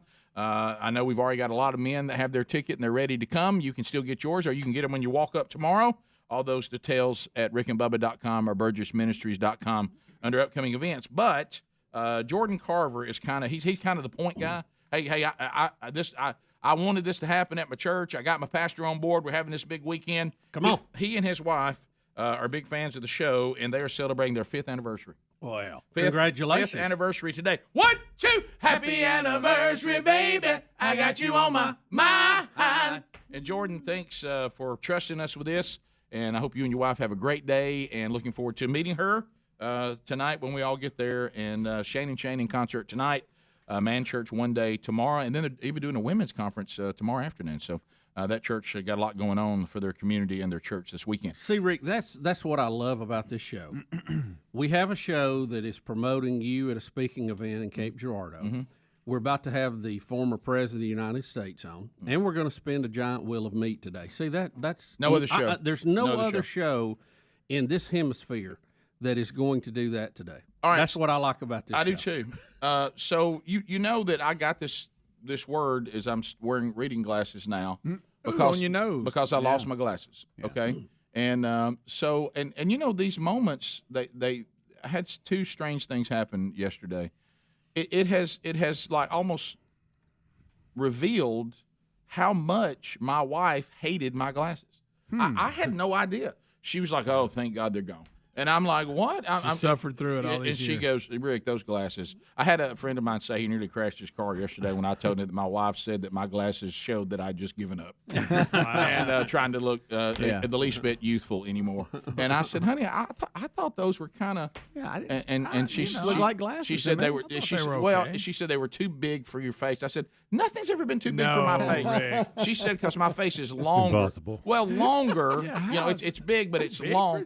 And you know what I said? I said, well, I have little squinty eyes. And I said, so the glasses make my eyes look bigger when I have them on because my eyes are a little squinty. Like Bubba and I in our cartoons, I mean, my eyes are lines, basically. Mm-hmm. And so, and I've never, I've always had little squinty eyes. And so she said, well, the next pair of glasses I'm picking out. Well, then, you know how this goes. And I've even gone back and looked at pictures of me and my glasses. I didn't know they were that bad. And I said, Sherry, I said, look, we got to find the line in here today where you are pleased with my glasses, okay? I know this is an odd concept. I'd like to be pleased with them. And I said, and I cannot. You're wearing them. I cannot be ridiculed at work. I can't. Oh, so there's always that. I said, you can't put me in a pair of glasses that's going to put me in the crosshairs. That's why I don't wear mine. Rick, you just say ridicule by Greg. Well, that's what I meant. No, not just me. But what Greg does a lot of times. Am I the ringleader? Sure. Yeah, Greg. You know who Greg is? Greg's the guy that cuts you then throws you in the shark. Yeah. And they all just and then talks about all the sharks that came up. Yeah. Show 'em, man. Right. So anyway, your voice sure got deep, Helms. Yeah. There's Scotty G over there. So she's going to pick you out a pair of glasses. She's excited about it. It happened You're going to yesterday. look at them and go, oh, the guys. It happened yesterday. The guys are going to It attack. happened So yesterday. do you have them? No, they it takes them 2 weeks to So fix them. that means whatever she so you orders, think we're that gonna you're make going to fun be of with them for a while. No, they were picked out yesterday. Do you have a picture of? No, I should. Or are we going to make fun of them? I think so. Yes. Okay, good. But anyway, but I think Really? I don't know. Knowing the level here, the sensitivity level, I'm gonna say yes. Well, Because- Bubba, what was them he had on the other day? Yeah. Them round ones? Oh, I know. Do I you still kept have looking them in- over there. I thought he was kidding. Yeah. Do you have them in your office? No, I don't have them all. Oh, you still them away. So I'm No, going to get some big orange ones like Blippy. Look, I'm like everybody else that has reading glasses. I have stashes of them all over the place. I probably have 40 pair. Well, you need to it just depends on what room you're in at what time that they happen to be there. Let me tell you what was shocking, because I had to meet Sherry at the place to buy glasses of her choice, okay, where she got hers. And so anyway, so I get there, and I have 3 women, no men anywhere in the place, my wife plus 2 other women. And Sherry, they're just pulling frames out and throwing them out on this tray for me to put on one after another. And Sherry just standing there, and I'm thinking to myself, I love the things how we see things that were just dead on arrival. I said, by the way, the way I lost my glasses is I said I'm very, very sensitive to the sun, so I have to wear sunglasses. Let's go with the progressive lenses that turn dark in the sun and then turn back clear when I go back inside. No. All the women in there said absolutely not. And they said that at some point they'll get to where they won't do the right turn back and forth, and I'll regret that. Has that happened yet, G? No. Do yours turn completely dark when you go outside? Yes. Okay. See, the glasses I had before look very similar to yours. They do. They do. In fact, I thought he had your glasses. Found these. Hey, all right, you found that. Don't let Sherry see Rick, those. it's not going to matter. It's you talking about them not changing. It ain't going to matter because you're going to lose them in a short period of time anyway. Did you order 2 pair? Look, were these glasses that bad? Yeah, now I look I mean, Yeah, Sherry said that I'd given up. They're big. Yeah, they are bigger than I thought. She said they were too big. I don't remember. You got a big face. You need big glasses. Hey, did you go with the hip kind that didn't look like you have any on? Like No. The frames hidden? No, because then I had you seen those? Then they would put some on. I said, I'll have these tore up in 4 days. Yeah. I said, give me some that are battle axe. You didn't answer Bubba's question. I think this is a good one. Did you order multiple pair? No. So when you lose this one or break these. Well, remember, I have multiple pair of reading glasses. These are progressives. Right. Well, you need a couple of them too. Well, let me tell you, if you got them on your head, then I better book some more things. Because hey, let me tell you something. Oh, really? Let me tell you something. Okay. I asked, were these made? Do these look platinum, or is this platinum? Oh. Is this made out of some precious metal? What in the world? Really? Have you priced progressive glasses? No, apparently I haven't. No. I went for the. By the way, don't think that your lenses is all you're paying for. No, you're because not. I thought, well, that don't sound too bad. I don't think your insurance covers anything. No, they don't. They said, no, that's just what your prescription costs. The lenses, you haven't paid for the frames yet. And I'm like, what? So I wouldn't buy progressive? No. I got the ones. No the first set of glasses I got some ones that you can get these for this. I mean, they were really. Yeah. And that was the ones that my family said, like the BTK kid. So, Rick, what are you They all talking make fun about? of Let's just say if glasses were potato chips and potato chips were hundreds of dollars, how many potato chips would I need? So how is a potato chip $100? Yes, $100. How many potato chips? Let me tell you something. You're going to eat at least 10. Really? Oh yeah. It's going to be a bag of chips. Yeah. You talking about a K? What, Yes, a tube sir. of Pringles? You can't get it out of there. A G, man? Yeah. Huh? There's BTK. There's Greg's glasses. Yeah, that's what they were. That's so good. So I don't know. It makes you really think contact. No, let me tell you how bad it is in here. And of course, we're talking about Greg, and then he gets the sharks on you. This is how bad it is. You know how normally you're upset at how long it's going to be before you get something? Mm-hmm. See, because this is a hassle for me to have to put on these reading glasses, and then I can't see good, and then I've got to come back to this, and then sunglasses and all this. When they told me it would take at least 10 business days, I was relieved. Because you got a grace period. I was all right for 2 weeks. I ain't got to worry about that. You felt like that, like I did the colonoscopy. That's all the next week. Look, I'm willing to wear these for 2 more weeks. Yeah. Just because I don't want to hear. I don't know how the reaction of my glasses So will be. I'm concerned. Well, and the ladies, they tortoise? They were like, no, I've done tortoise before. These are. I think. Are they got a round look or a square look? Kind of a square look, not square, but like straight across the top, and then. Oh boy. Let me tell you this. This is all you need to know. Bubba's gonna love them. Okay, I got you. Oh, really? Okay. They're gonna match his gold watch. Yeah. No, they're kind of they're like a platinum color. Did you hear that? Oh, the color's a little weird. Yeah, they're kind of blue. They're kind of blue on the inside with a platinum like glass or plastic around. Oh, yeah. Are you sure they're men's glasses? I see. There we I go. can't believe you didn't get a picture of them. Rick, just because women help meant you to pick do them out, you don't get the women's glasses. Look at me. You didn't mean that. Charles Billings is gonna love them. Rick and Bubba.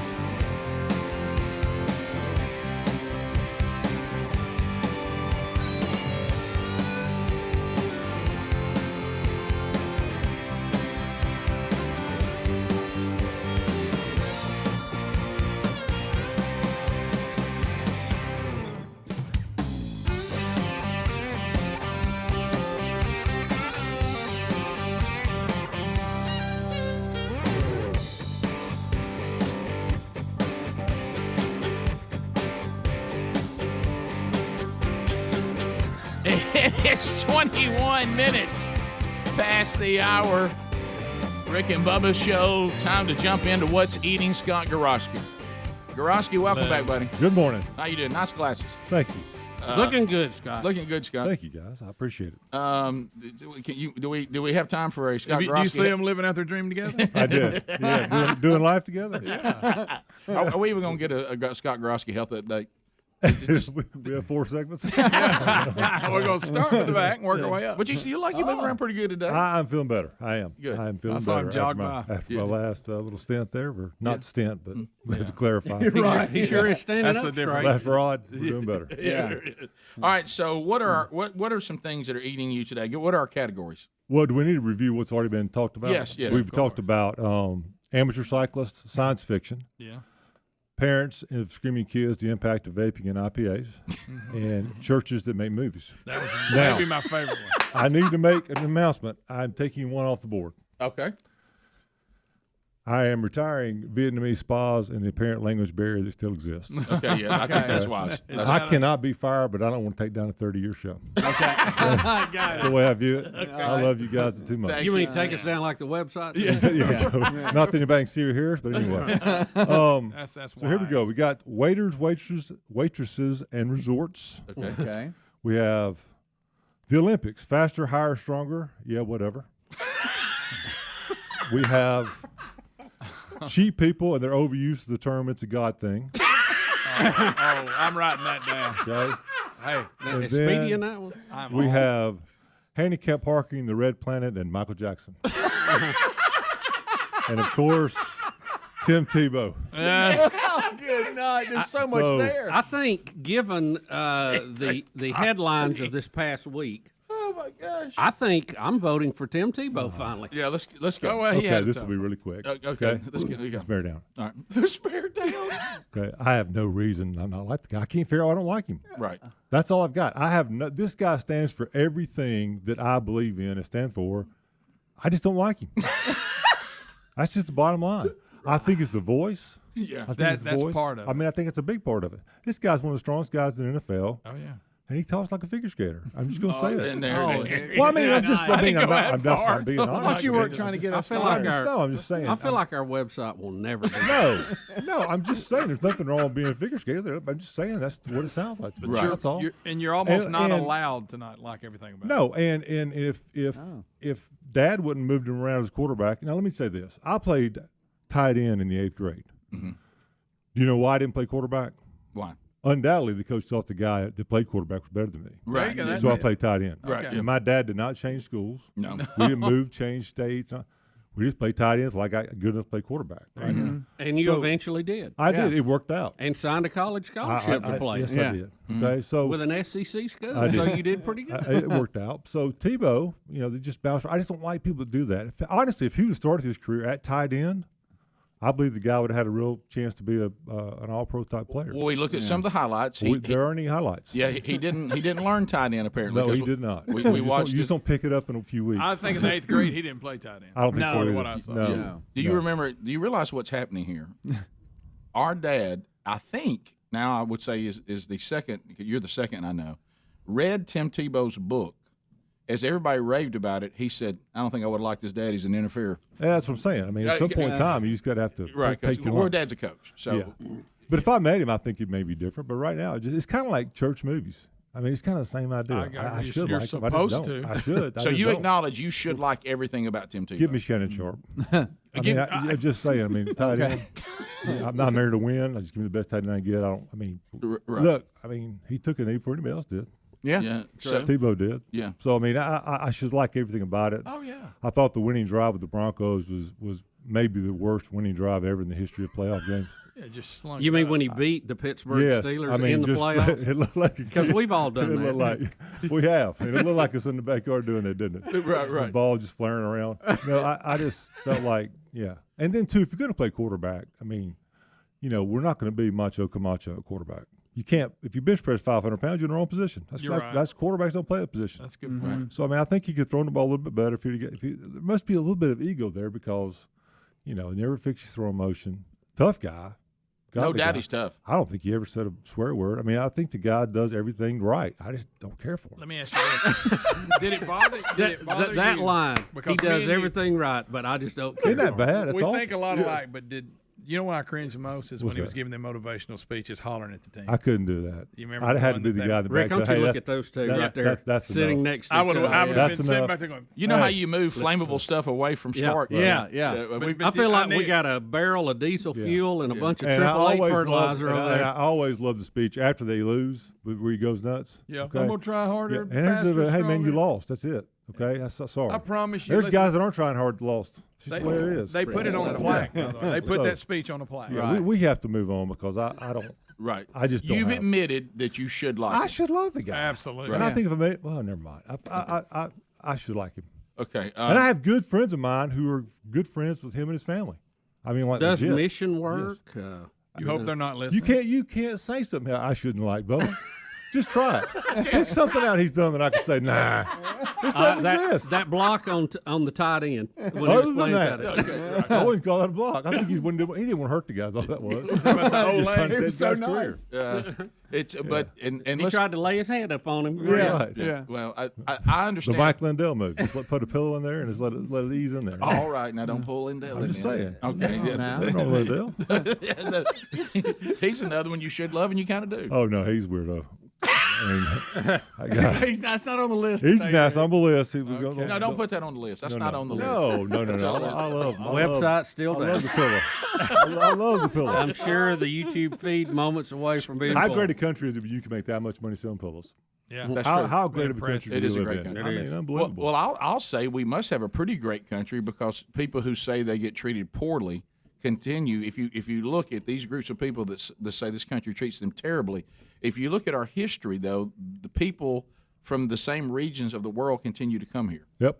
I mean, you would think if this country was as horrible as it's made out to be, no one would come here. We've got a great. I mean, especially you wouldn't come here if you were a minority. No way, no how.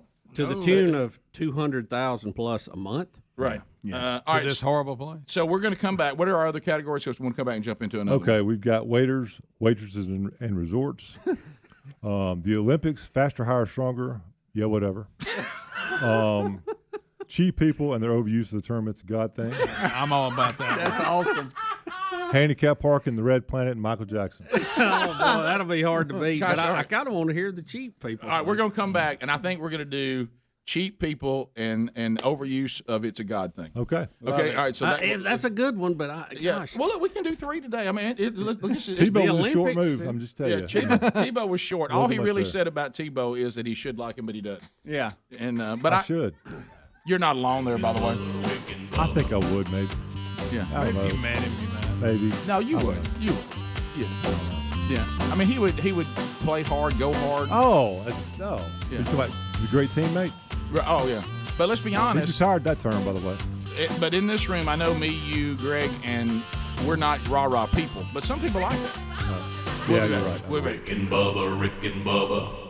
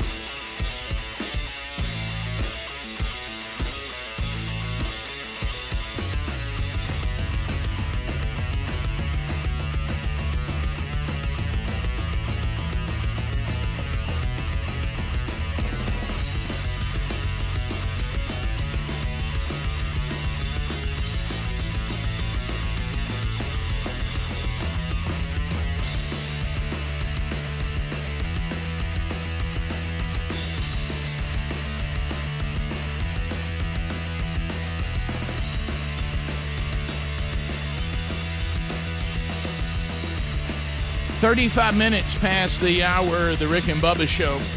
Still to come on the program, the Wheel of Meat, and we interview Donald Trump. He has a rally in the great state of Alabama. He'll be on the program. Really make your meal planning and your grocery shopping easier and saving you money. And I don't know whether you have been anywhere lately and embraced and hugged inflation.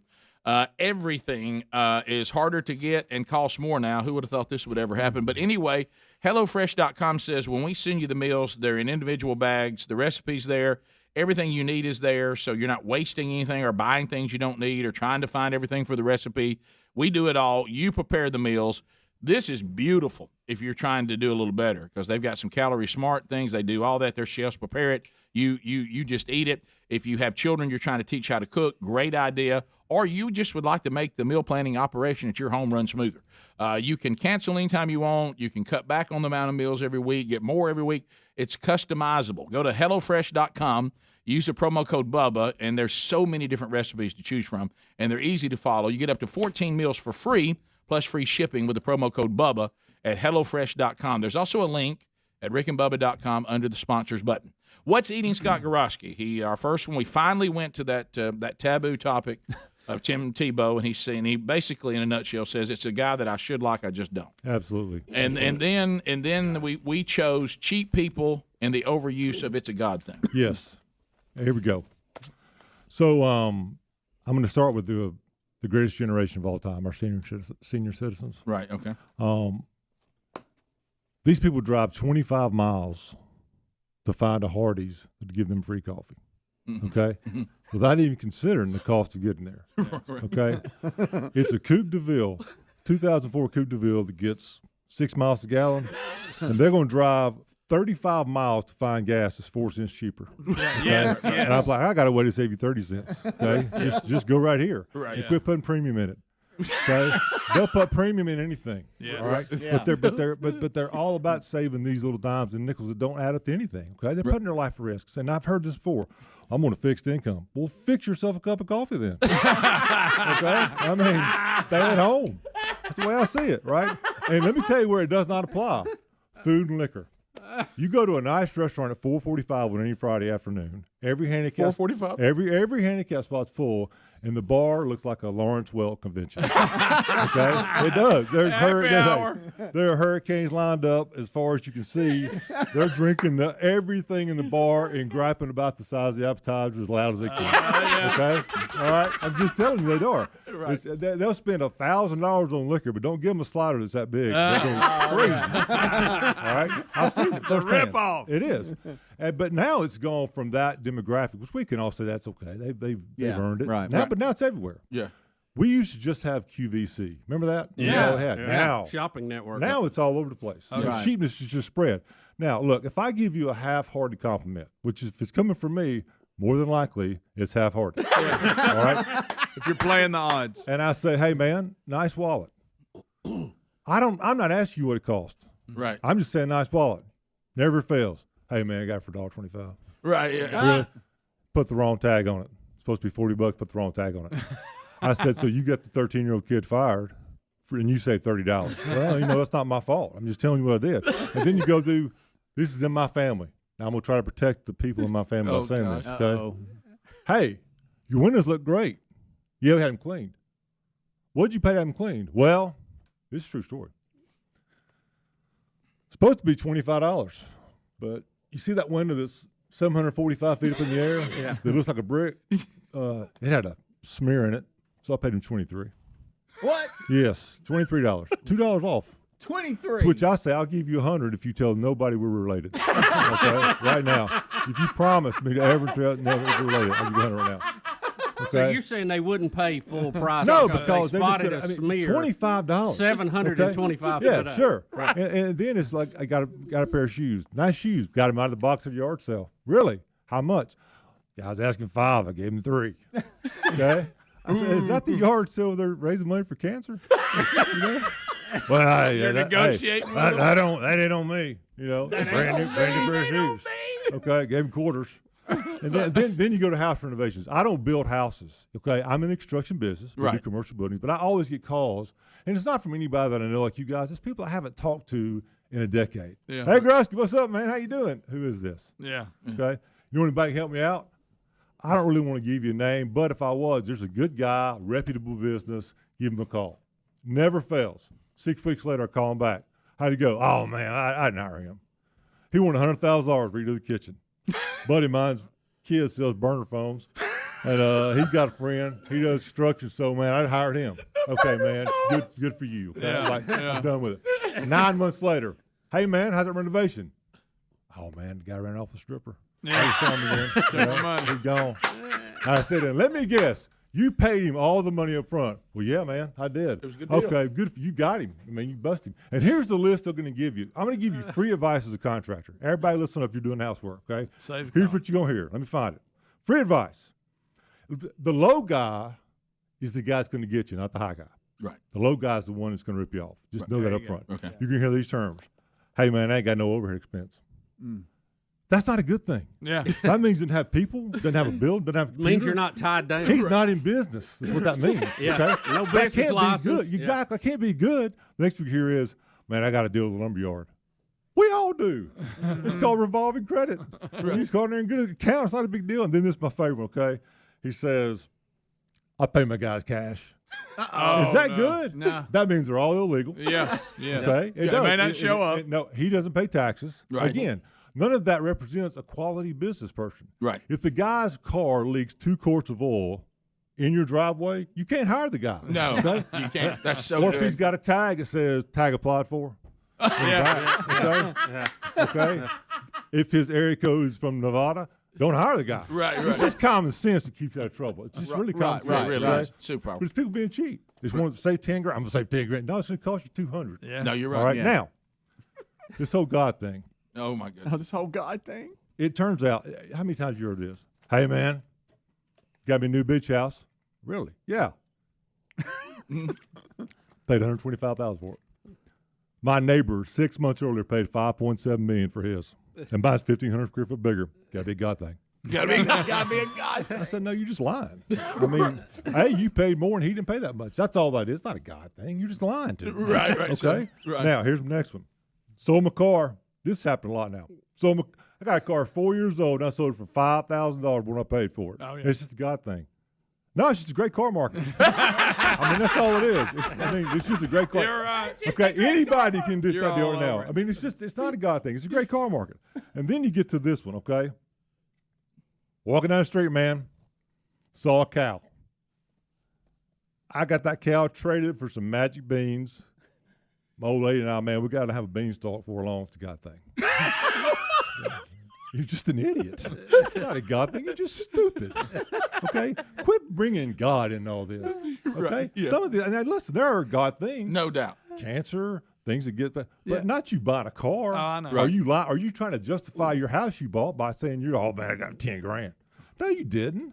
There's not any deals out there like that. That's not a God thing. Right. I mean, God doesn't smile on that. It's like somebody right now saying, "I sold my house in one day." It's a God thing. Oh yeah. Not in this market. But it has 17 offers. Yeah. 17 is a whole number in the Bible. You know, it's had 33 offers, man. 10 commandments, whatever. It doesn't matter. It's not. It's just, hey, everybody's got that. The guy down the street that owns 25 Hooters got the same deal you got. All right, he got 45 offers too. It's just the way that it is. Yeah. I've got friends of mine that dadgummit. Whatever happens in their life, it's a God thing. And some of it, I'm not discounting, Right. do I have to even say You're not that? saying that. doesn't No. exist. Yeah, oh, Do yeah. I Yeah, have to you even do. say I don't believe in God? I mean, I obviously believe in God things. Oh, sure. But I don't believe everything's a God thing. I think common sense plays a big role in a lot of times. Lots of times. Right. And why would God do things for you and he wouldn't do it for me? Okay? He's going to save you $5 million, but not me. No. I mean, that doesn't work. What'd I you don't do? like the way that feels. I mean, how did you get a beach house and not me? I mean, this isn't I can't. Yeah, what's wrong with me? I mean, this isn't Benny Hinn. I'm just saying. You go mad up? Oh, What I mean boy. to say, it's not always that. You know, one of my favorite things my mom used to say was one of God's greatest gifts, and it was a God thing, is common sense. Yeah. There you go. Superpower. Yeah. Yeah. Yeah. So there he is. That's what's eating Scott Grosky. That's what's eating him. He's been eat up pretty Poor good. Well, he says he doesn't understand himself, and he's just being honest. I understand. We'll be right back. Rick and Bubba, Rick and Bubba.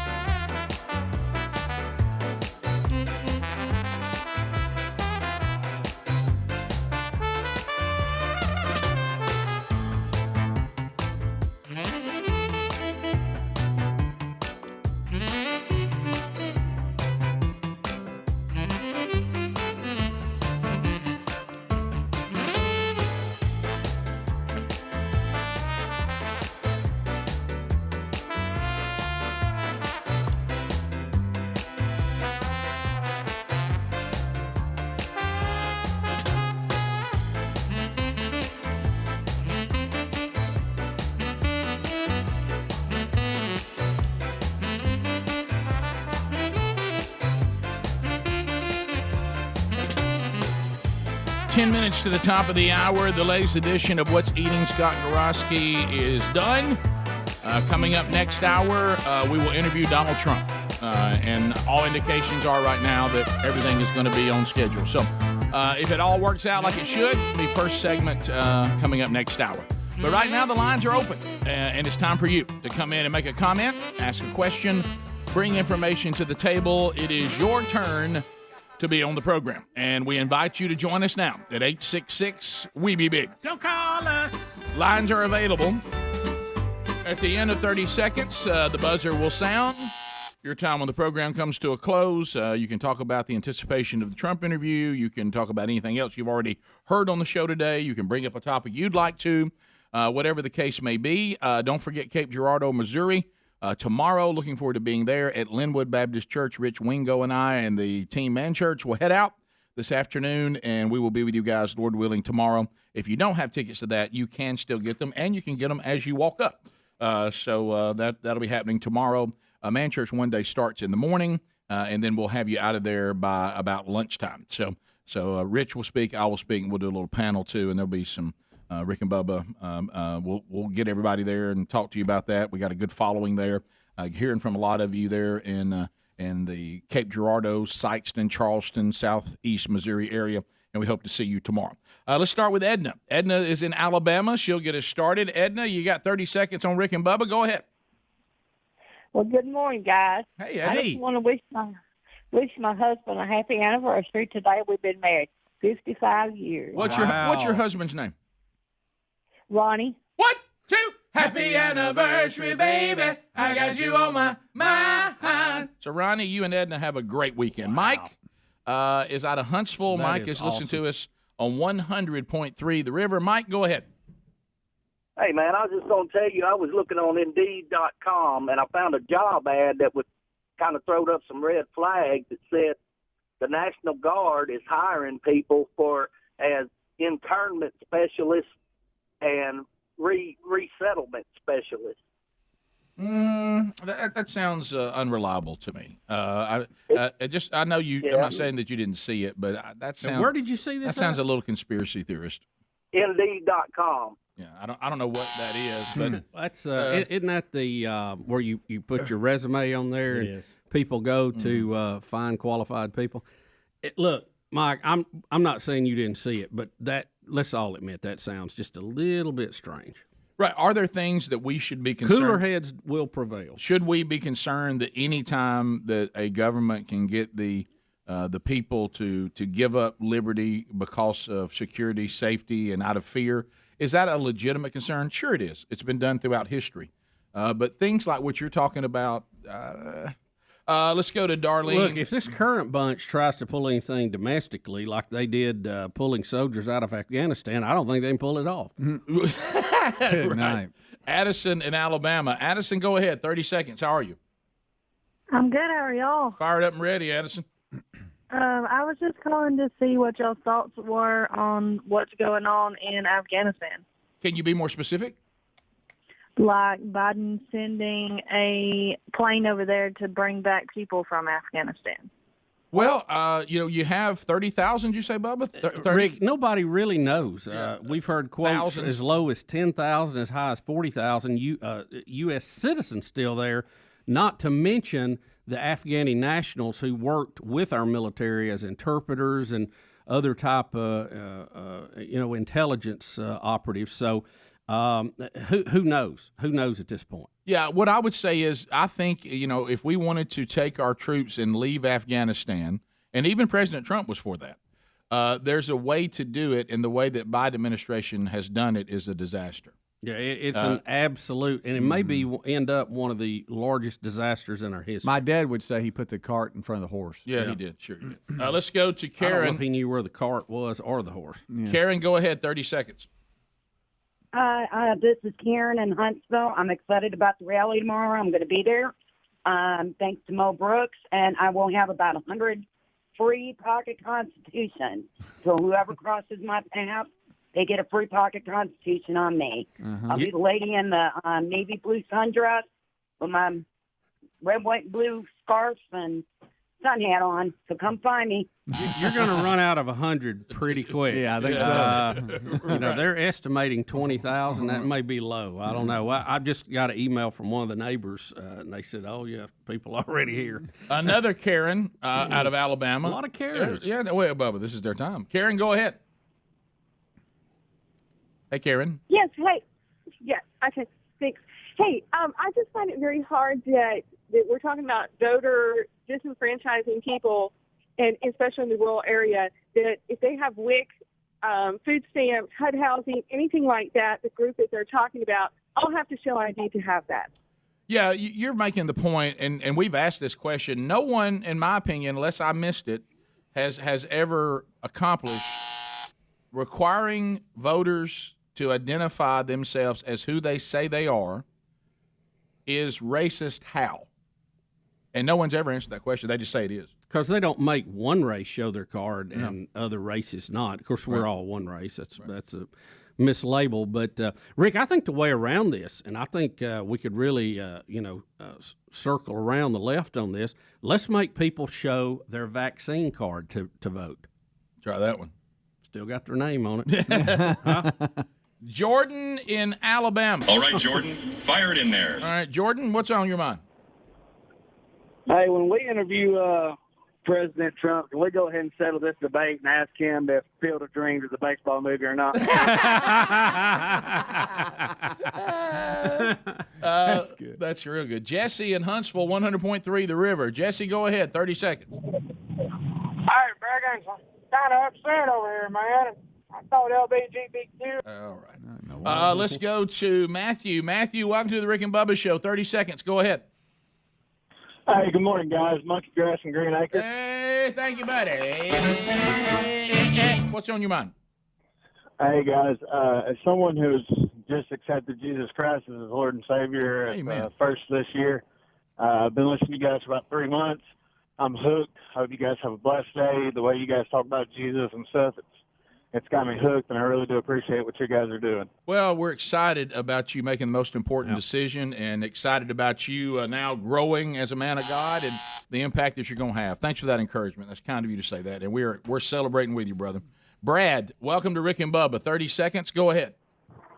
How you guys doing this morning? Good. Great. Hope you're okay. Doing good.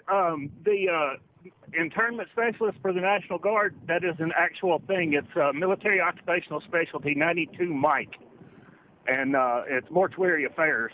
Those guys go out to Vietnam and places, Korea, and they search and find the remains of missing soldiers and bring them home. So people are looking at it as something that it's not. Yeah.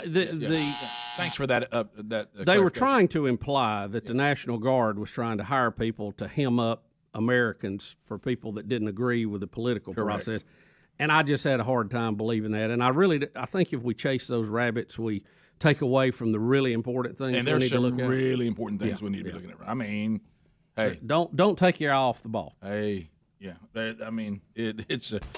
Bubba was talking about it. We loved it as dads. You get your kid to look over here at this hand, and then you call it the helicopter. Yeah.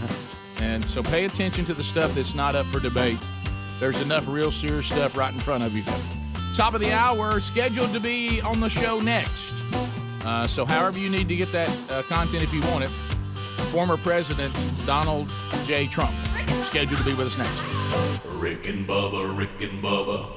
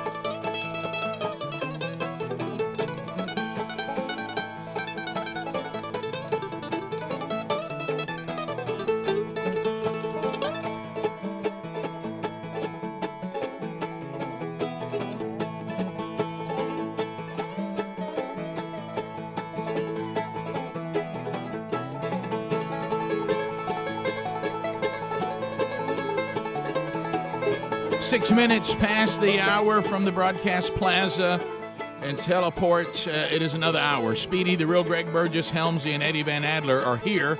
Welcome back for a brand new hour. There's Bill Bubba Bussey. Rick, glad to be here, honored and privileged, and it is our honor, Rick, this hour and right now to have former President Donald J. Trump on the show. Welcome back to the show. Well, good morning, fellas. It's true. First radio show I did from the White House. That's exactly right. How could I forget that? That's true. People kept asking us, how did you get Trump on the show? I said, he's been on the show 2 times. He invited us up to the White House. This is not abnormal for him to be on the show. It's been a great show, and it's been a friendly show, and I appreciate it. And unlike a lot of people, we're loyal. We believe in loyalty. Mr. President, we got a lot of topics we want to cover with you, a lot of questions that folks want to know. First and foremost, are you going to run again in 2024, or will you be a rally man and a kingmaker behind the scene? That is the number one question we're getting from our listeners. Well, maybe both. We've endorsed some great candidates, and they seem to always win. Mo Brooks is one right now. He's doing fantastically well, and he's a patriot.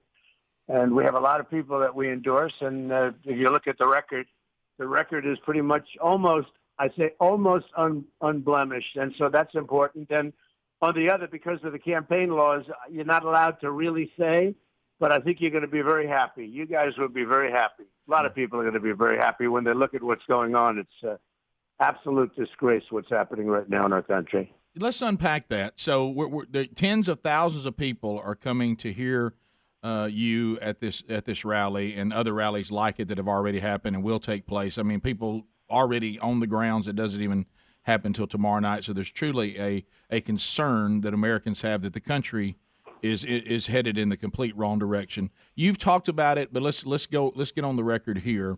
What was your plan for us leaving Afghanistan? Because you two wanted us to get our troops out. Right. I wanted to get out. 21 years was enough. Yeah, the problem is the way we got out, that withdrawal. Right. Ours was going to be very simple. We get the civilians out. We get others out that need to be gotten out. That's number one. Number two is we get our billions of dollars worth of equipment out. We don't leave it for these people, knowing they're probably going to be taken over as soon as we stop fighting. So they'll probably be taken over, and the Taliban would get it. So number two is we take our equipment out. Then we bomb the hell out of the bases. And then last but not least comes out our military, and everything's done. And it would be seamless. It was simple. And a first-grade student would know you have to get your civilians out first. But I was keeping the military equipment.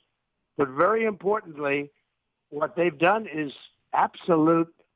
It's just gross incompetence. Look, they take the military out. And now who knows what they're going to be able to get out? Who knows? Because the Taliban has totally taken over. And we have maybe as many as 45,000 people. They have 45,000 hostages. So it's the dumbest thing I've ever seen. You get your people, that's like the captain of a ship, jumping the ship before the people are off the boat. That's what we did. It's crazy. A first-grade student would not do that.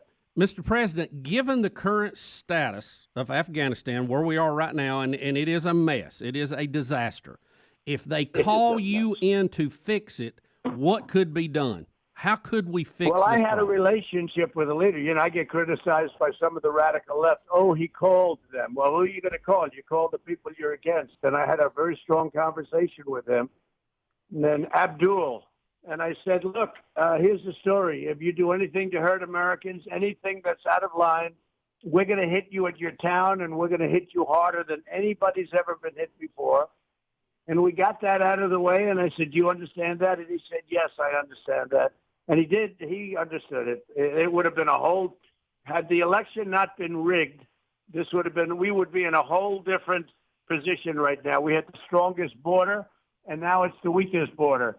We had energy at $1.87 for a gallon of gasoline. Now it's going to be over $5.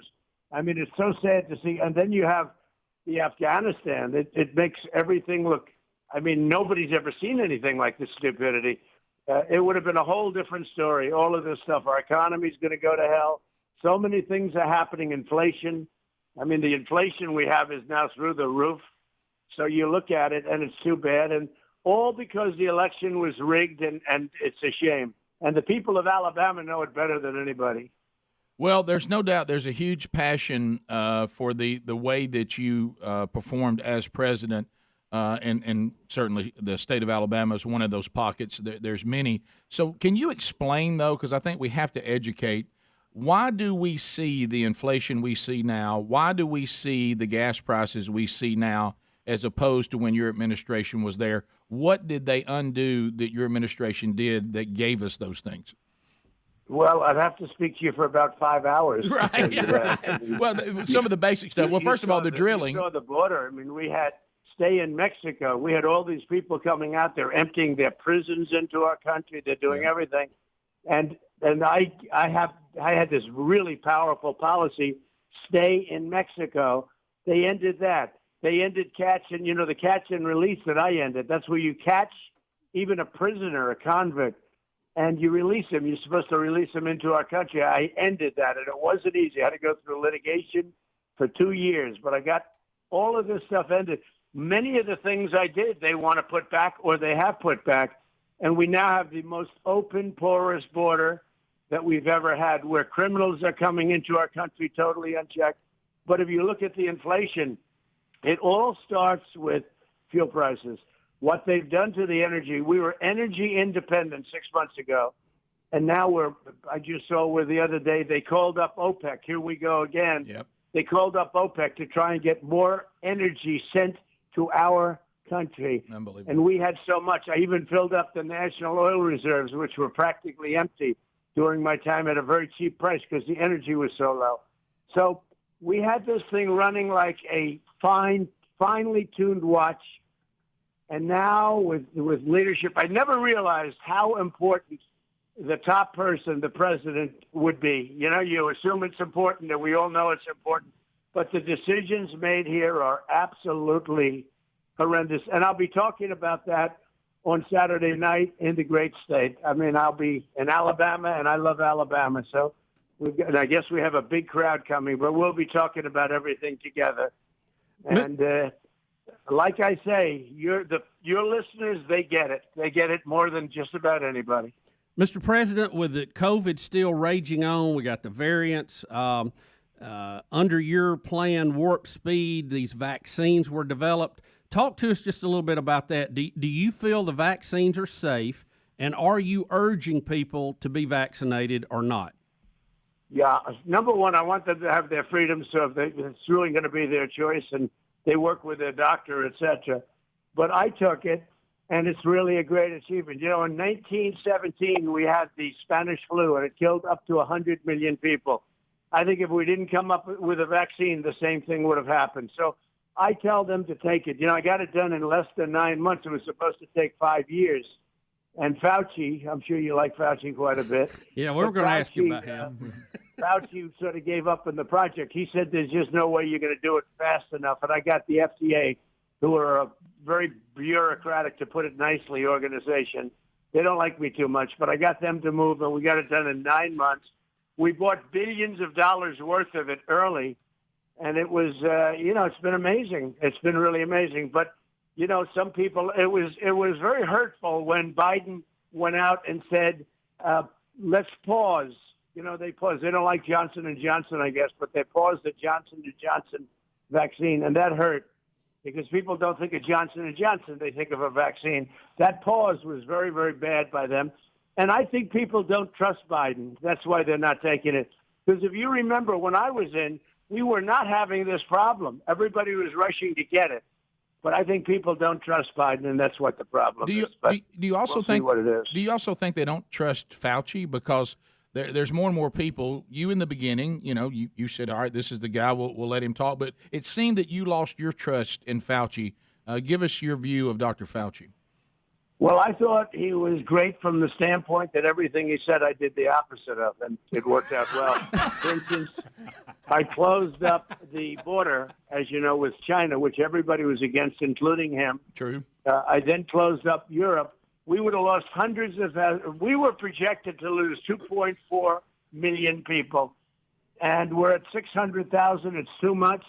but we were projected to lose much more. Had we let China pour into our country, if I didn't close it, and almost everybody was against me closing, and I was there, Pelosi, everybody.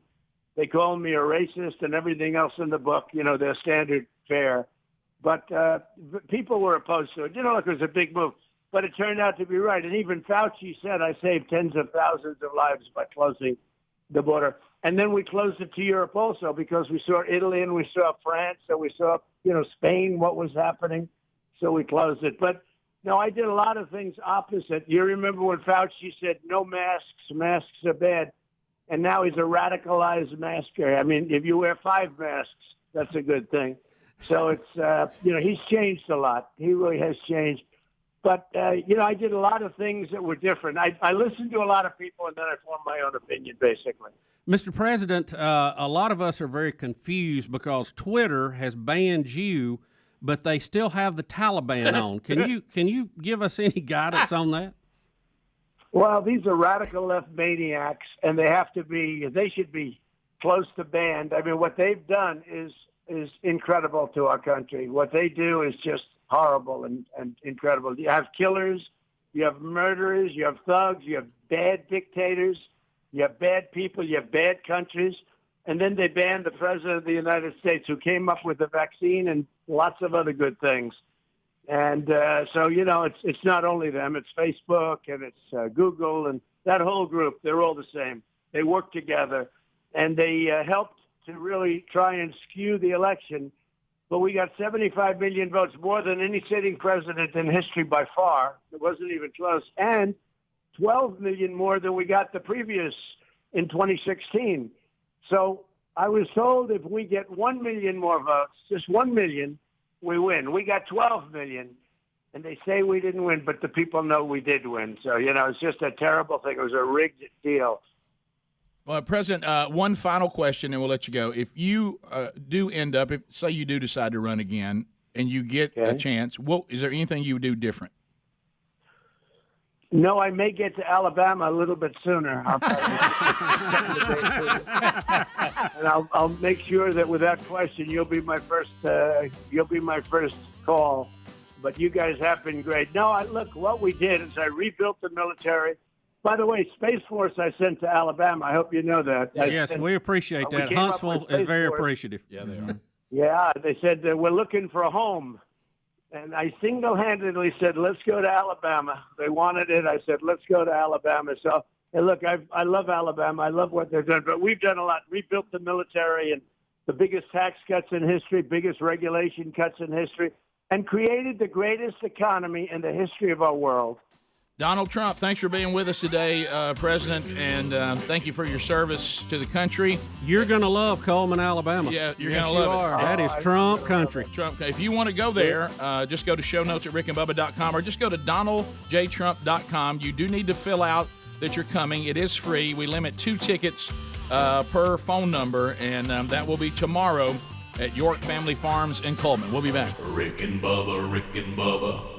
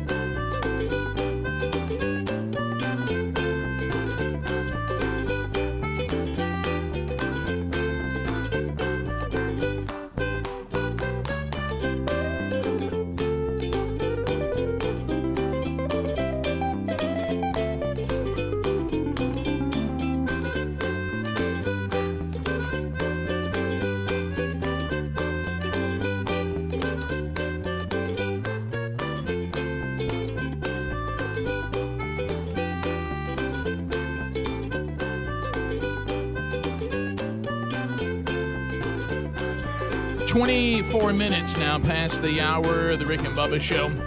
Affiliates, do apologize for us going over, and I will apologize to the listeners. It's going to be a pretty quick turnaround right here and back to a commercial break. But we were told by the Trump handlers that we could interview the president for 15 minutes. Our segments are usually only 10 minutes. So we grabbed as much of that other 5 minutes that was available to us because it's not every day that you get an opportunity to talk to a former president in a time like we are in right now. So we went ahead and took a little extra time in that segment, so forgive us for that if that did anything to mess up you guys. I hope it didn't. And then we'll get back on time at the hard break here at the bottom.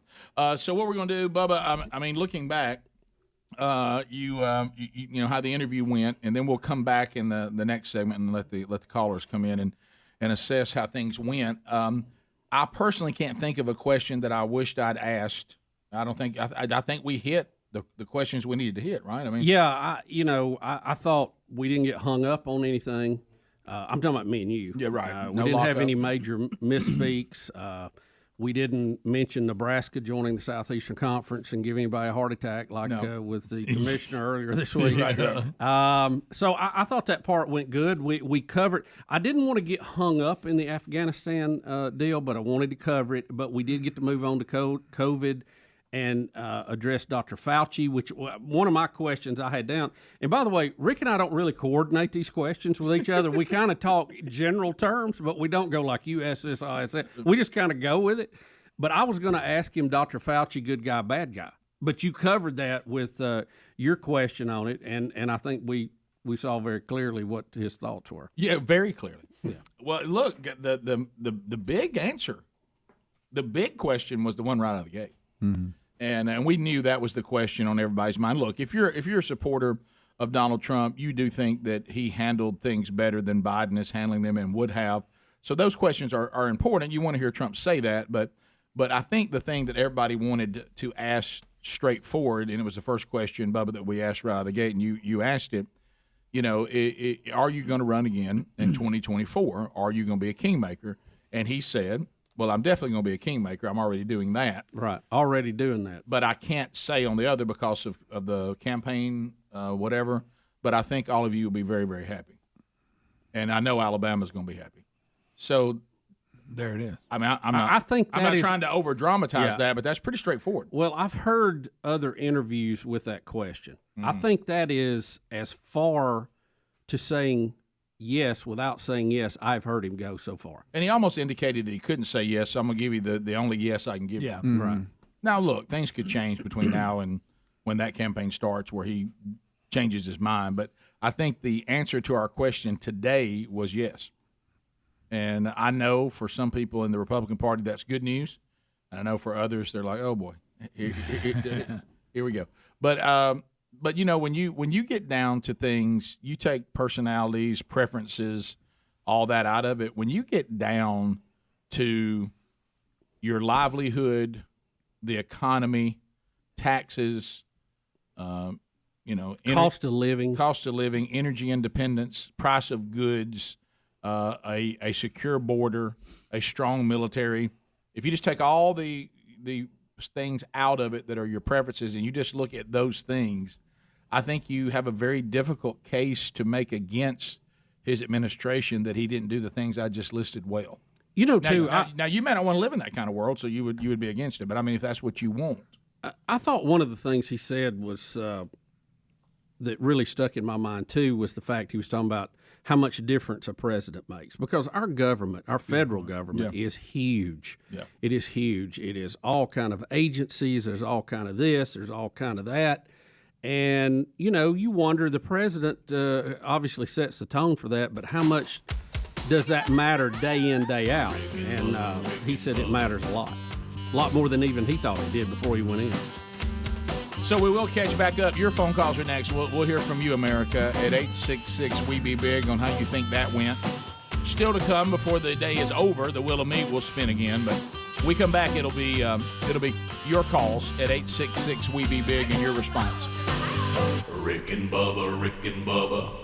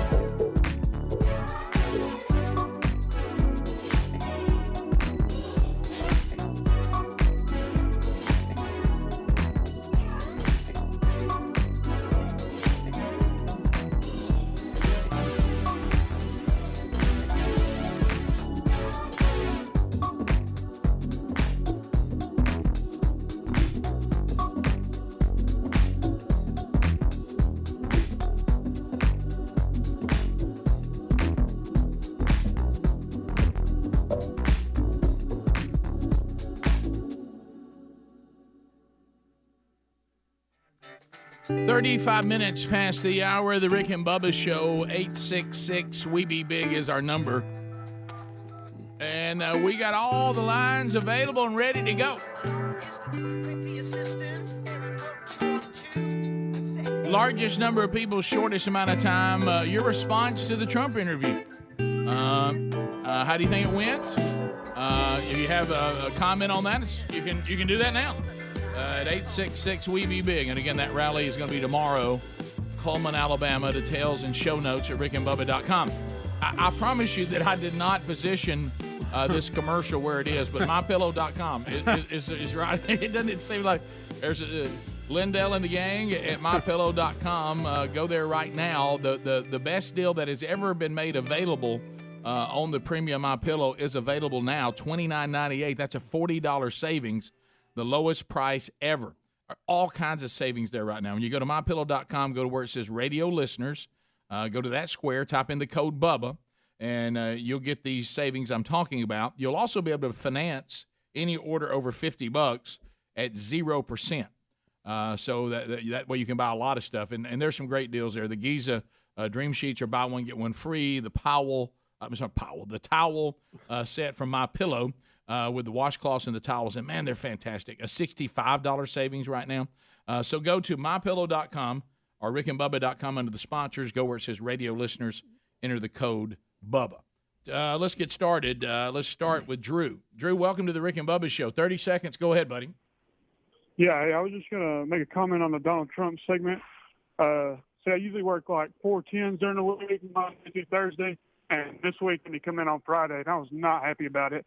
But after that segment with Donald Trump, I'm proud to be at work today.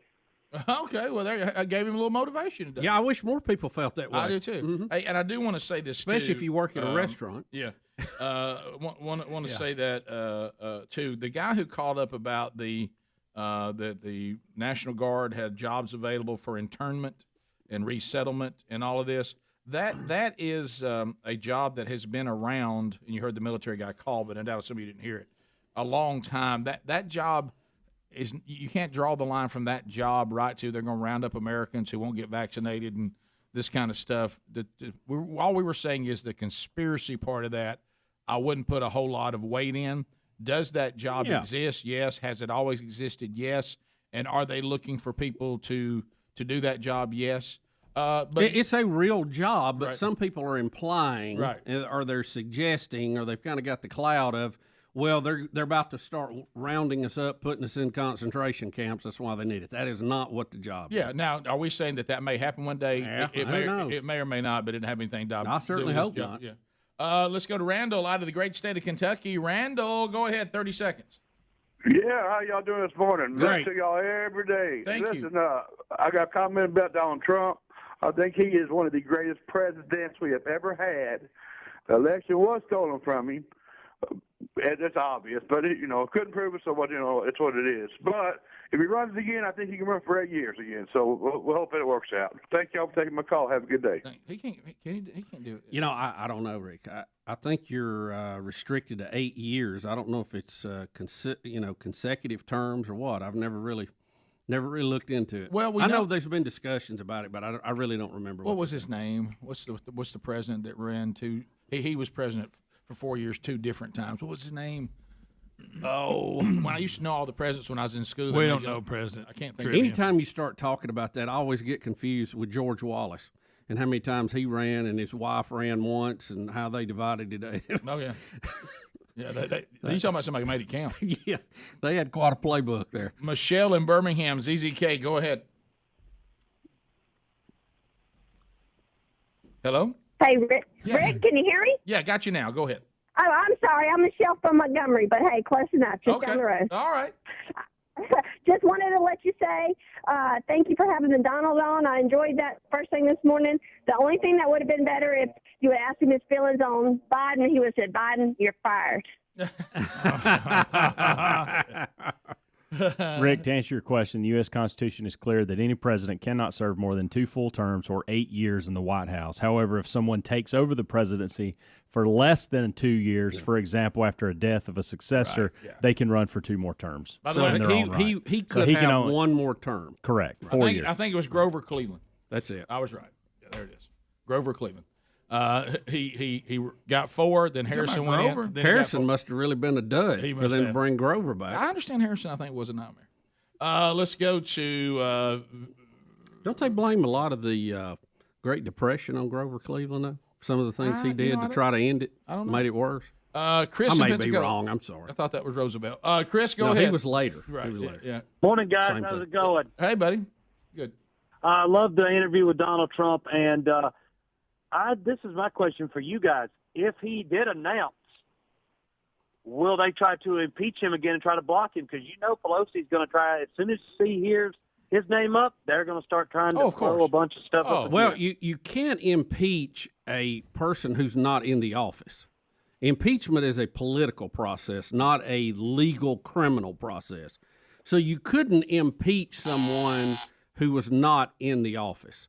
Now, they can vote and do whatever they want to do, you know. They'll do everything they possibly can to upend his run for another presidency, and if he were to somehow win another one, if that is even possible, if he were to win another one, they'll do everything they can do to get him impeached at that point if he ever became. They will never, ever, ever stop what they're doing, and that's the reason why the American people, it's kind of like the way I feel about the pandemic now. My wife made a great statement when we did the marriage conference together last weekend, and we were talking about, and she said, I think that some of this we have to understand. She was using the bravery of the people who stormed the beach at Normandy and things like that in World War II, and she said the reason why they did that is because winning the war took up all their thinking. They didn't even have time to be afraid. Yeah, you lived it when you were on the front lines. And that's the way we have to deal with things that you go, look, there's stuff all around me, and I think it's the same thing with the pandemic. Look, people are going to die. People are going to get sick. It's awful. It's terrible. We need to minimize that every way we can, but we have to keep moving up the beach. We have to keep moving forward to get to the other side of it. And I think if you're in the Trump camp and there's another chance to run, everybody in the world on the opposing view is going to be trying to upend it, knock it down, and you just have to keep moving forward. And you're going to lose people along the way. You're going to have some losses. You're going to have to get back up, and you just got to keep going forward if you think what you're doing is righteous and justified. Let's go to Bobby in Ozark. Bobby, go ahead. 30 seconds. Hey, good morning, Biggin. Hey.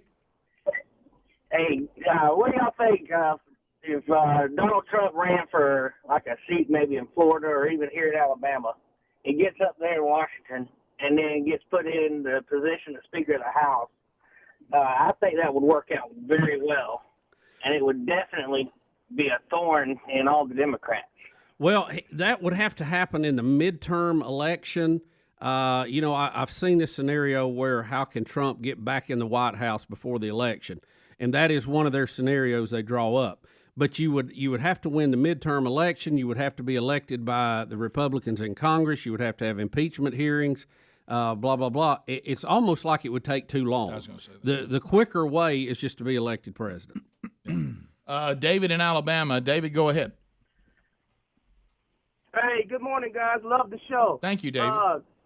Hey, just a quick thing. I appreciate President Trump more and more as the new administration gets going there. But he's been impeached, so we really have some good candidates out there that could maybe carry his message. I think it's really a good thing to use him, but let's move forward and kind of leave that where it was. It kind of seems to be counterproductive to keep going back to the same thing. Yeah, I mean, I don't know. It's because there's two. Yeah, we've heard that. There's a lot of people thinking that way. There's two ways to look at it, and you're right, caller. You have to look at it both ways. You go, well, he won and he was effective. Yes. But then he lost when he was trying to be reelected. Well, that was rigged. And that may or may not be true, but, it hasn't been proven. There's certainly some things that the pandemic allowed to happen that were abnormal, and we can't allow that to happen again. I totally agree with that. We also can't allow voter ID to be deemed racist. That's lunacy. We gotta say, look, in this country, we got to make our elections count. Got all that. But if you're looking at the whole package, you do have to say, so what was it that helped him? That also played a role that he didn't. he didn't have enough support to even overcome any wrongdoing or things that people think may or may not have happened. So you have to say he has a win and he has a loss. And you have to weigh both out when you're thinking about who you're going to run in 2024. Yeah, there's some other candidates I think that would be very effective, but I don't think any of them will make a move until Trump decides what he's going to do. Now, I will say this to the caller. I don't know that you have another person right now, and you acknowledge that can draw the support so quick and so big and so powerful without Trump throwing his weight behind it. There's a celebrity status that Trump has that the others don't have. Yeah, even DeSantis. Yeah, at this point. Yeah, or Rubio. 15 minutes or Ted Cruz to the top of the hour. 866 We Be Big is our number. So there it was, our interview and assessment of Donald Trump. We'll be right back. Rick and Bubba, Rick and Bubba.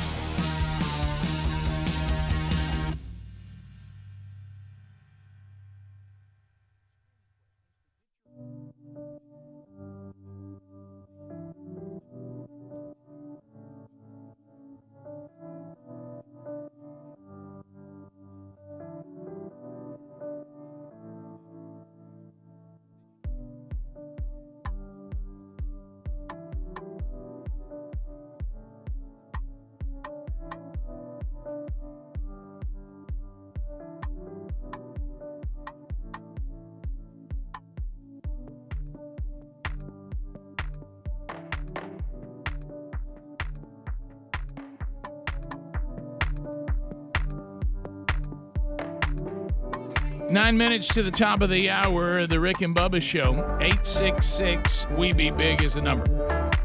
So, talking about, I was going to tell you this, and for those of you that may be traveling, and there are a lot of you, apparently, that'll be traveling to the great state of Alabama, either for the Trump rally coming up this weekend, or you have to roll through here on your way to the Gulf Coast or whatever it may be.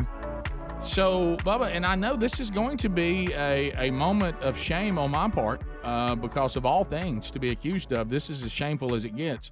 So, yesterday, I already talked about earlier in the program that I met Sherry for her to pick out the next pair of glasses that I will be wearing under the guise that she said, look, the last ones you picked out, I'm sorry, Rick. I mean, you picked them out. There was nothing I could do about it, but I felt like they were way too old looking. It looked like you were giving up, and I think you need to hip it up just a little bit.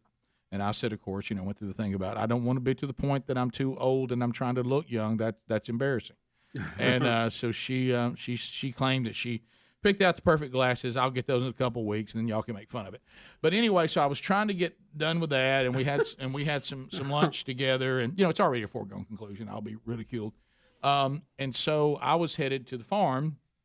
And I had to take some stuff down there, need to go check my game cameras for the ones that are not. I had a little trouble with my Motorola. It was I had to go down and reset one on it. Something happened with Verizon or something. Yeah, I just got 3 new Delta cameras I was working on yesterday. Funny you mentioned. Yeah, I think I'm going to have to do something on that. I guess you must be having them for security purposes, but anyway, so or to check out the game in my yard. I was about to say, or your new hunting club. But anyway, so. There, we have to roll. Thought I'd get a few more offers on hunting clubs, honestly. But, right. Go ahead. But I think they're hard to come by these days. Yeah, they are. Very but hard. Anyway, so anybody has a hunting club for Bubba, please let me know. I'm fine. But anyway, so I take a year off. So I was rolling down 65. I just want to stay home with Betty every weekend and snuggle. Yeah. She's forgotten how much freedom she had, didn't she? Yeah. She may find me a hunting club. I think she will. Yeah. Like my wife's told me, a little bit of me goes a long way. But anyway, remember back in the pandemic, she goes, I miss missing you. But anyway, so I was heading down there, and I saw law enforcement, the state, and everybody was doing that thing we always do, where we all group around the state trooper, and nobody will pass him. Even if he goes slower than the speed limit, nobody will pass him. You just can't do it. And of course, I said, well, I'm going to pass him because he's going slower than the speed limit, so it's okay as long as I don't go over the speed limit.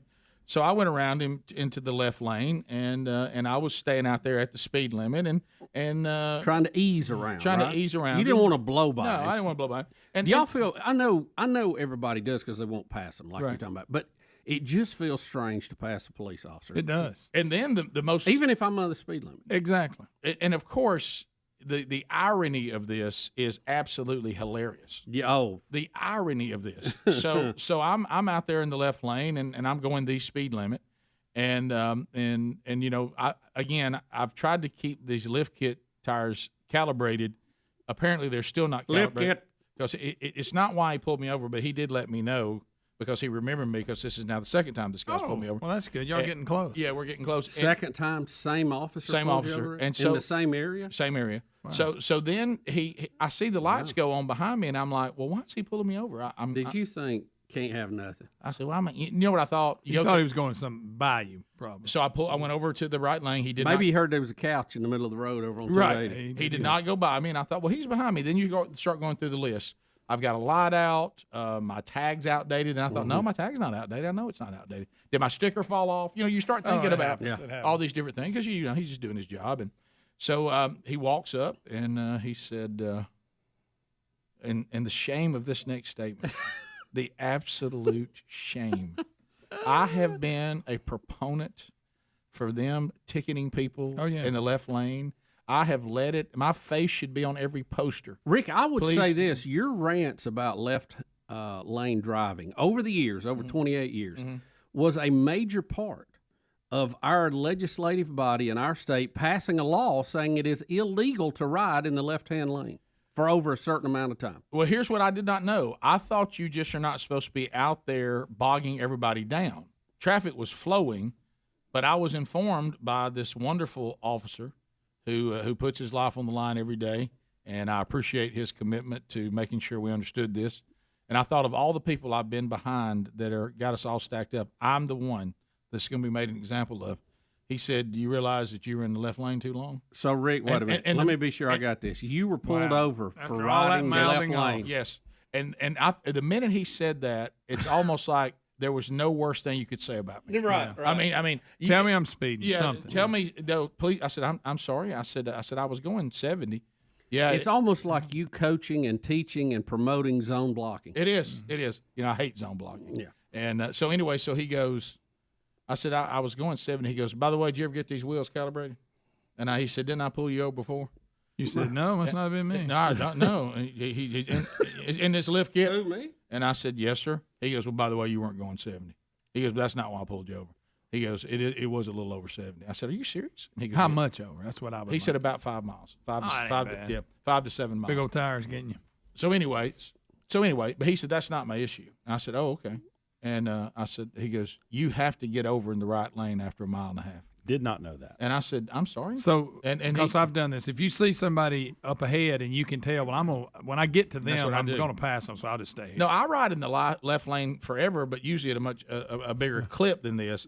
Unless somebody is behind me that needs to pass, I don't get over. Yeah. Because I'm going to keep on going and passing multiple people. Instead of going in I don't and like out, this going in and out if I'm at a good clip. Now, because of him, I was going the speed limit, but nobody was behind me until he got behind me. Yeah. And then I moved over, and then he pulled me over.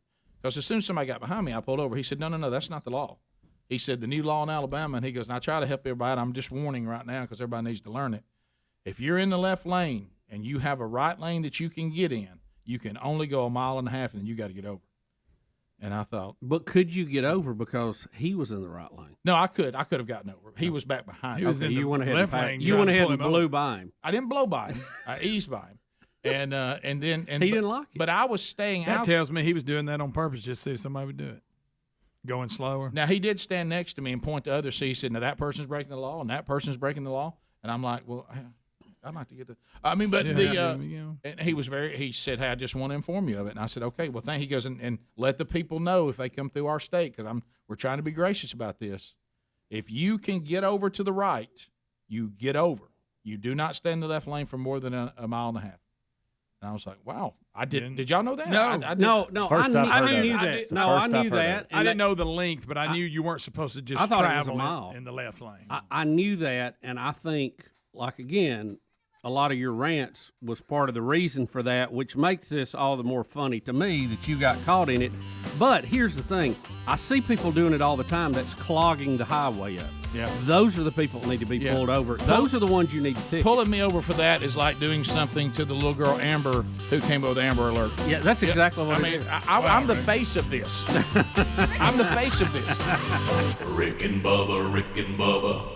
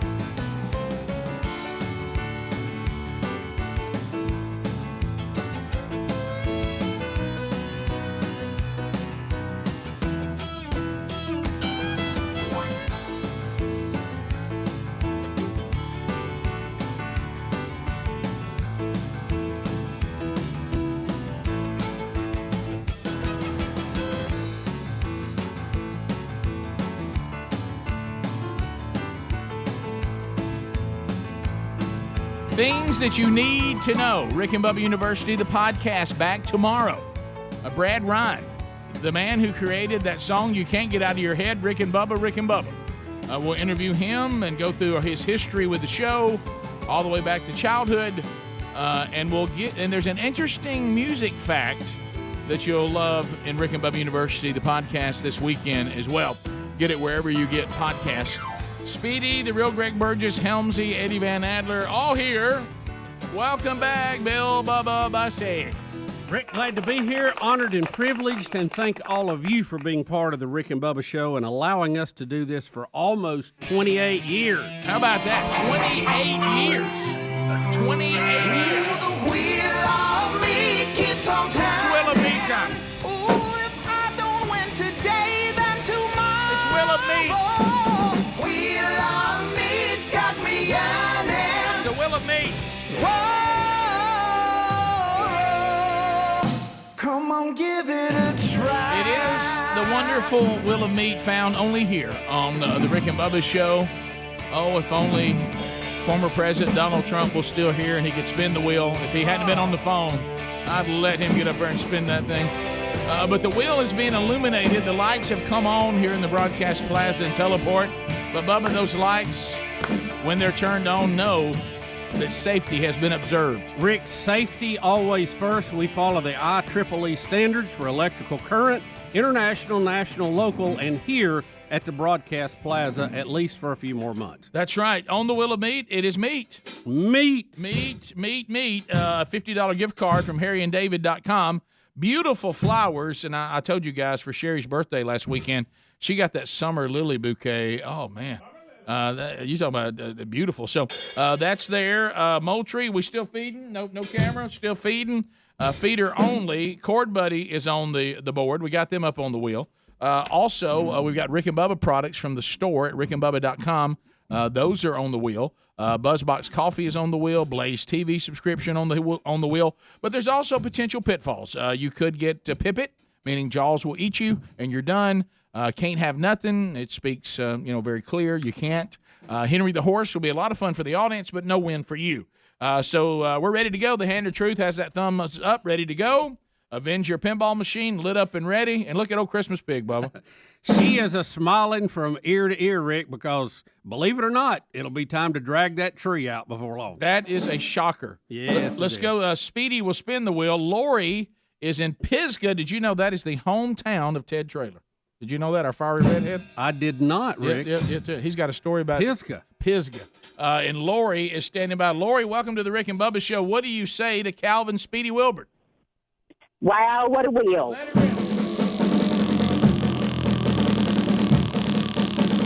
Go. Sounds like Greg is ready for the big game at Lamar Field tonight. He is. So we got to talk about that. Wow. All right. Lori. Let's see what she wins. If anything. Yeah, come on. Yeah. Meat it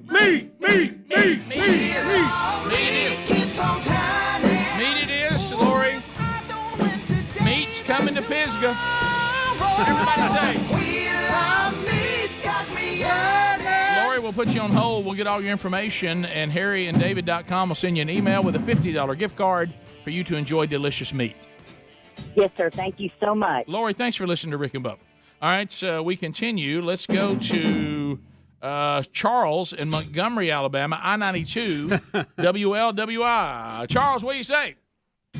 Wow, what a wheel. There it is. Charles, you ever spun the wheel before? Several times. That's what I thought. Take a note of that. Here we go. Oh, Charles. Yeah, round and round she goes. Where she stops, nobody knows. Oh, looky here! Oh, it's Adler. Henry the Horse, and there it is. Henry the Horse. Here he comes. Look at that horse. The horse appears to be itching. How about it, Henry? Henry? What's up, guys? Hey, buddy. Hey, did y'all hear during that interview the other day, Biden said he wouldn't change a thing about his withdrawal from Afghanistan? I did hear that. Heard that. Yeah. He said, I'm just like the engineers for the Space Shuttle Challenger. I wouldn't change a thing. Wow. Henry! What a horse! Look at him getting there you go. Go, Henry! He's either strutting or he's itching. I can't tell which one.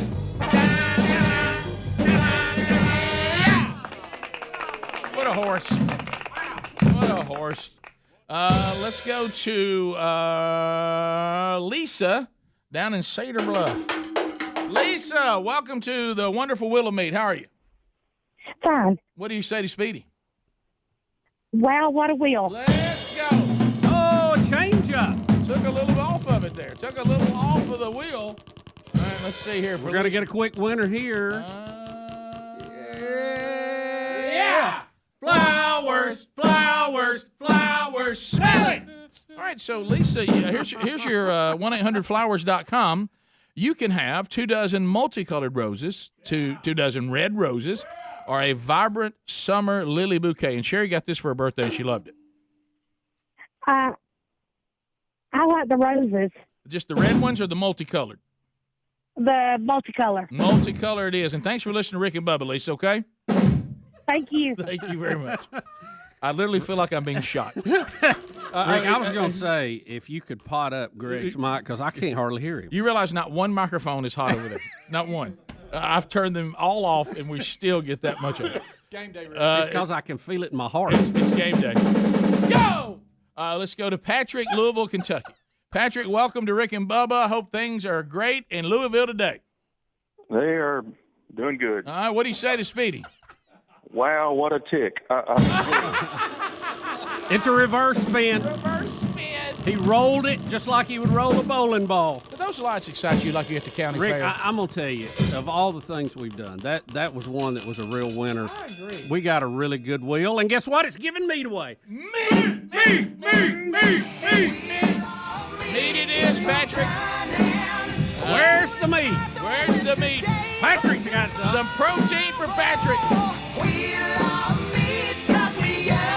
All right, Patrick, we'll put you on hold and get all your information, and meat's coming your way via your email, okay? Thanks, fellas. Stay in it. Thank you, buddy. Patrick, Stay in it. congratulations. Stay in it. Winning and listening and viewing has its privileges here. Bubba, one more. Let's go to Huntsville, Alabama, home. The big Huntsville Ham Fest this weekend. Coming up this weekend. Yeah. Are you going or not? Rick, it's going to be a game time call. Come on, man. Foot has bothered me. And Your foot? That's a lot of walking and a lot of concrete. Get you one know? of those little scooters and ride it around. I don't think Come on, Bubba. Go, Bubba. It'll be so much fun, Bubba. What in the world? Brandon, hey, buddy, what do you say? What do you say to Speedy? I say, Speedy, wow, what a wheel. Let it rip. Not one mic on over there. Not one. I hear you. Buddy Rich entertaining himself.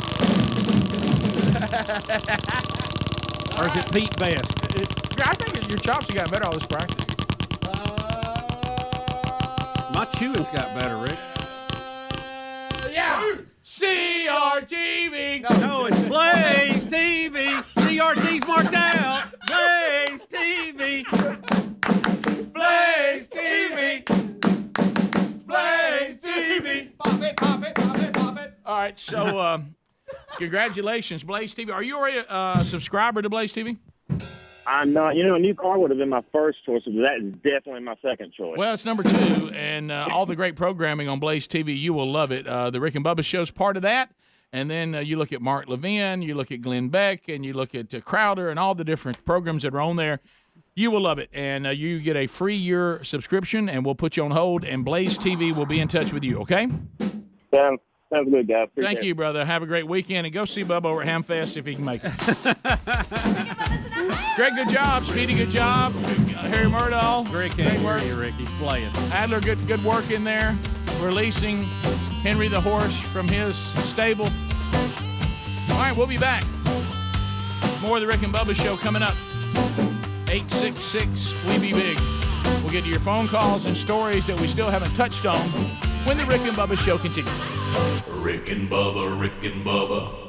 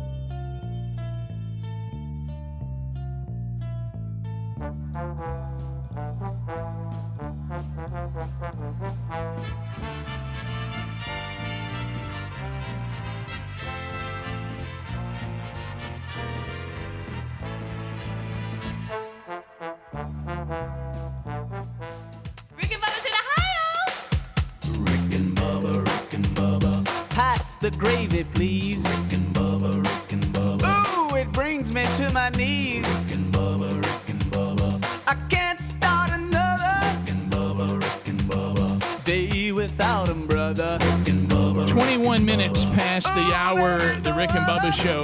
866-WE-BE-BIG is the number. Thanks for being with us today.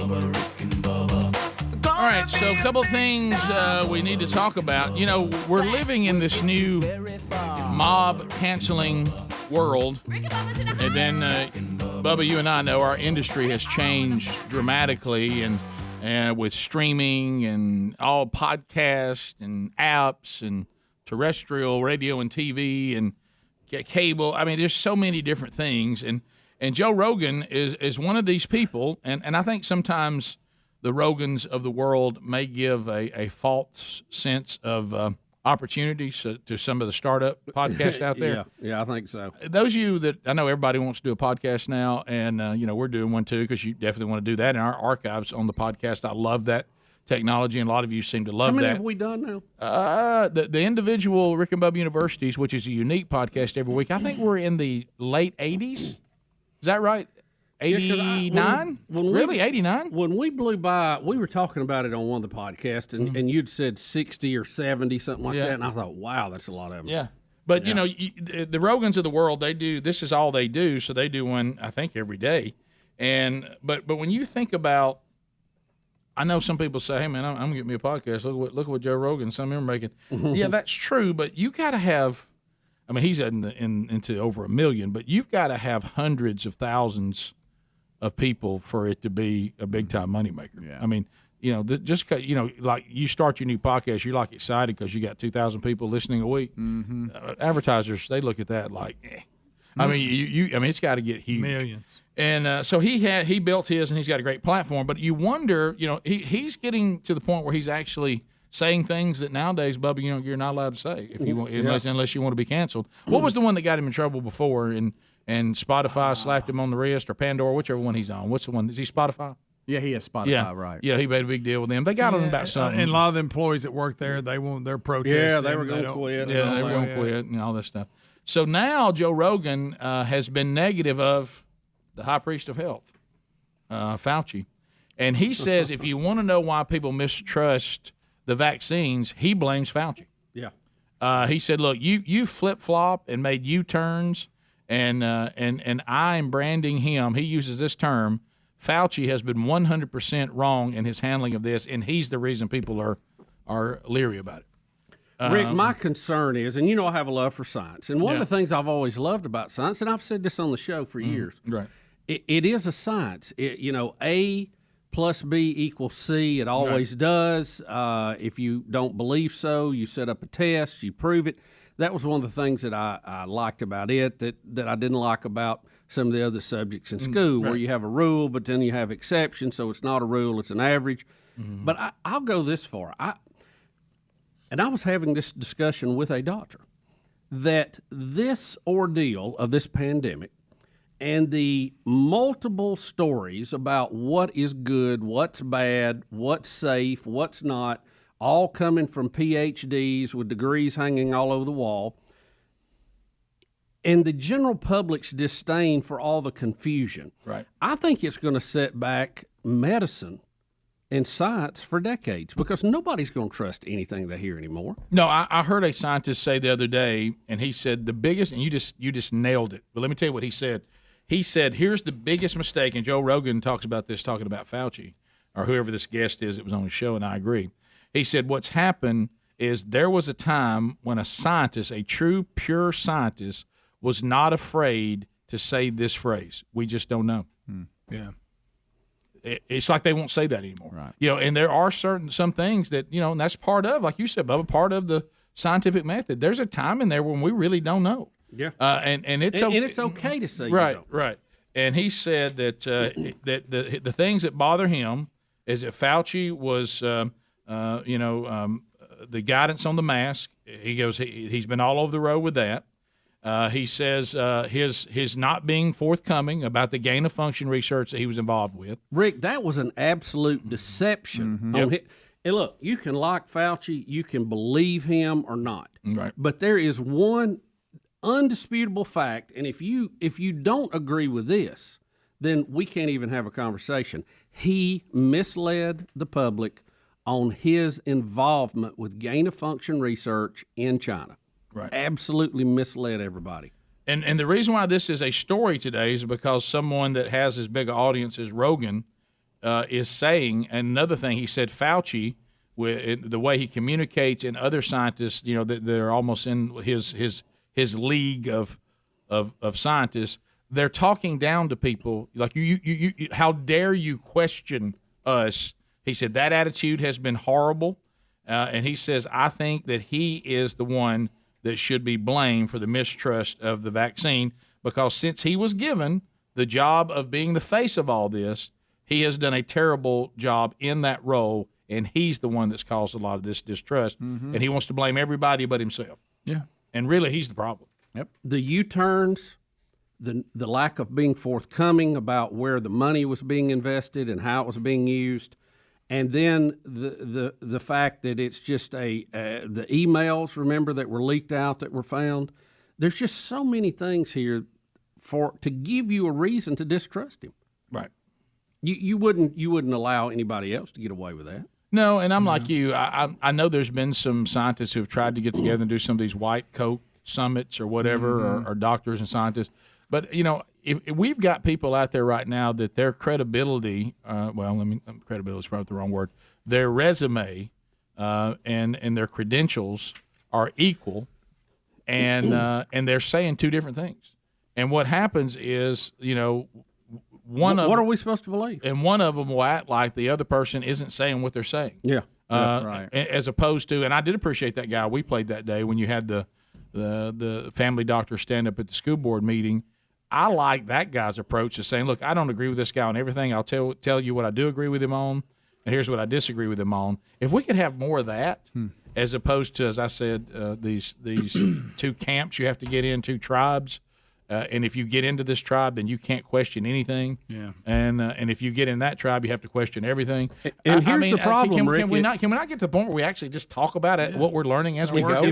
If you can't handle viruses and go in and look at them under an electron microscope, and you work with it every day, you don't know. You're trusting somebody. Right. Yeah. Somebody said. Okay, you're either trusting that the vaccines are safe, or you're trusting they're not. None of us know. None of us can put our hands on it. So you got to trust somebody. Yeah. And the fact is that somebody in this is wrong. Somebody who is highly qualified is absolutely wrong. Couldn't be more wrong. And can I tell you another? I don't know who it is. Right. I don't know who it is. Can I tell you another answer that is wrong? That people act like you can't call it wrong. Let me tell you what else is wrong, just like what you're saying, is when the real answer is we don't know, and you start acting like we do know. That's also wrong. That goes over in the wrong category, because you've given us the wrong answer. Sometimes you're claiming to know things that we just don't know yet. Bottom of the hour. We'll be back. Rick and Bubba, Rick and Bubba.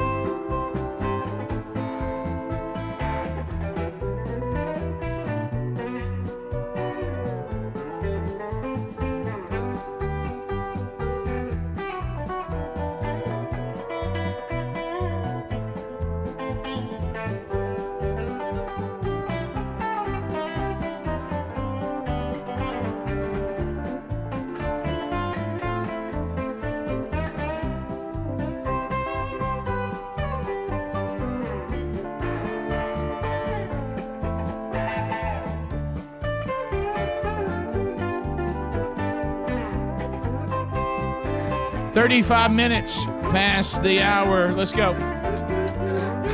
Guaranteed to blow your mind. Yeah.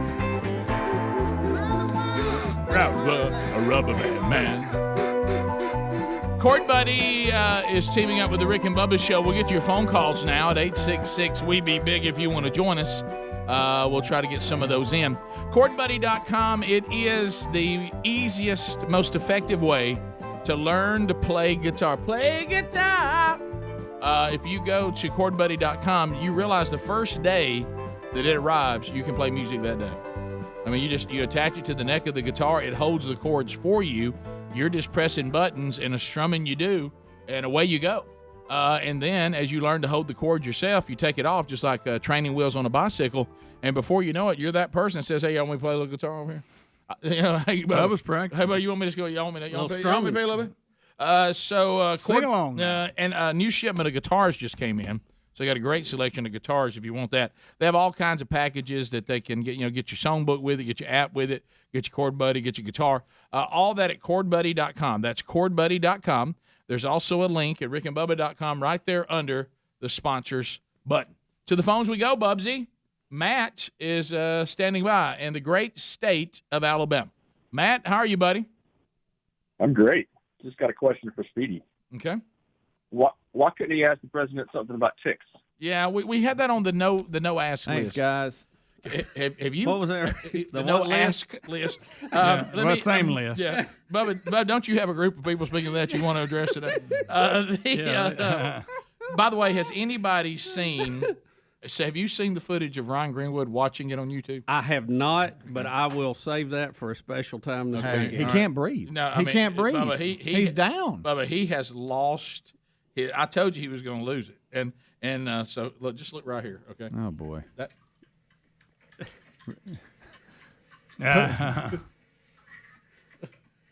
Is he driving while he's doing this? That's funny. Is he driving? I hope not. I hope the car's parked. Bubba, do you have a bunch you want to address? Well, we do this. Okay, go ahead, and I'll come back, and I want to give out a special award for this week. All right, Kevin is in Asheville. Kevin, welcome to the Rick and Bubba Show. How are you, buddy? I'm doing good. How y'all? Good. Hey, I just wanted to touch on that vaccine for a minute. I mean, I'm listening to y'all, and I agree with everything that y'all talking about. And I think that the reason a lot of people are on the fence about it, kind of the same way I was. If y'all remember back during the debates when Kamala was debating Pence, and they asked her if the vaccine came out under a Trump presidency, would she take it? She said absolutely not. Oh, yeah. She did. It was the beginning of the politicalization of the vaccine, and now we're all tore up about it. And if I remember, you started it, by the way. I will acknowledge that what I'm about to say, I'm paraphrasing, but Bubba, correct me if anything in here is principally wrong, the principles of what she said. I would be uncomfortable taking a vaccine that was rushed to market by the Trump administration, letting us, and even seemed to indicate because it would be experimental and rushed to market. And Trump was behind it. And this was candidate Kamala Harris. Yeah. Kamala Harris. Right. Who, she's been gone so long, Rick. I mean, I expect to see her on the side of a milk carton here any day. Right, yeah. And she was trying to make a political point. Hey, I don't trust that guy and his stuff. He's crazy. I mean, we don't trust him. Well, we're in. Now you've got the vaccine. Now you're telling everybody to take it. And you're wondering why people are hesitant. Right. Rocket science, you are not. No. Let's go Speaking of Huntsville. David in Hoover. David, welcome to Rick and Bubba. What's up, buddy? Hey, guys. How y'all doing this morning? Good. Great. Good. So I wanted to call and congratulate Mr. Calvin Speedy Wilburn on returning to the UAB Blazers MC role for the 2021 season. Is that correct? New stadium. Yep, excited. That's Master of Ceremonies. Stadium. We got not only is he the best in Conference USA, he's the best in all of college football. Oh, Bubba talked about this. Well, he was the best in the NFL when he did it for the Titans. Yeah. I mean, come on. Absolutely. The Redskins tried to hire him away. Thanks, David. Looking forward to it, Speedy. Congratulations. Thanks, bud. You know, he turned the Tide down. Rick, Yeah, he did. Are you serious? Rick, speaking of fields, going to Lamar Field tonight. I hope they don't have the 75 out there draped over on the 50. You think they are? Well, I know I heard Buffalo Wild Wings has said they're going to put it up. Buffalo Wild Wings is going to retire old 75 there at Lamar Field. They're going to put it in the new Buffalo Wild Wings. Now that, they asked me about it. There'll probably be a kid wearing it tonight. I figured that. And by the way, did y'all see the guy they said from Alabama we must get on the NIL contract? Did you see that picture? No. Yes. He wears 75. We got Look, to, he's got a 70 stash and a mullet. Hey, we have got to. They said if you do not sign him, he looks like Rick in the 80s. That is funny. Yes. Rick, they may not have that, but I heard that they were going to have a special fireworks show where a big 75 would catch on fire. Back behind the end zone. It's like 3 stories tall. Is that right? Well, I don't want to give it away. But Greg, have we been back? Yeah. Oh, but they had that with the honor. We went back for if it wasn't for that, when our team had its reunion, and so you're going back to the stadium where Dad coached and we played. But your son, my nephew, will be coaching against Oxford for Thompson. Yeah, who would have thought Does that? Cates know you got your Thompson shirt on? I don't know. He's a big Coming back to fireman. He's talking about high school. Do you realize next year I will have been out 40 years? Oh, yeah. My gracious alive. Wow. Come on. Wow, that's a long time. We've been out a while. Did you know our senior? We don't mess. We don't mess around. Hey, who? Hungover. Do you realize our class only had a 10-year reunion, and because of what happened, we've never had another. Yeah. Only 10. Because of what ours Because kind of played out a little bit. It went, it went bad. But I would give anything, Rick. I mean, there's some things in high school. Of course, nobody had cameras. Nobody could video things. But if I'd have had a camera and I could have videoed some of our pep rallies that went on and some of the people we know now, I won't call them by name, Mike Succo, some of the things that happened, it would be, they would be priceless, right? Yeah, they would. Priceless. Yeah. I like the fact that we couldn't find anything to rhyme with power. So we just came up with ooh and gawa. Yeah, right. And that still doesn't. And it still doesn't rhyme with power. Yeah, you know what? It's all we got. Yeah. It's all we got. Back to UAB football. Do y'all realize what has happened? Y'all have always asked for, and that is their own stadium. I'm so glad. Protective Stadium is opening up, and it's ready. I mean, it's ready.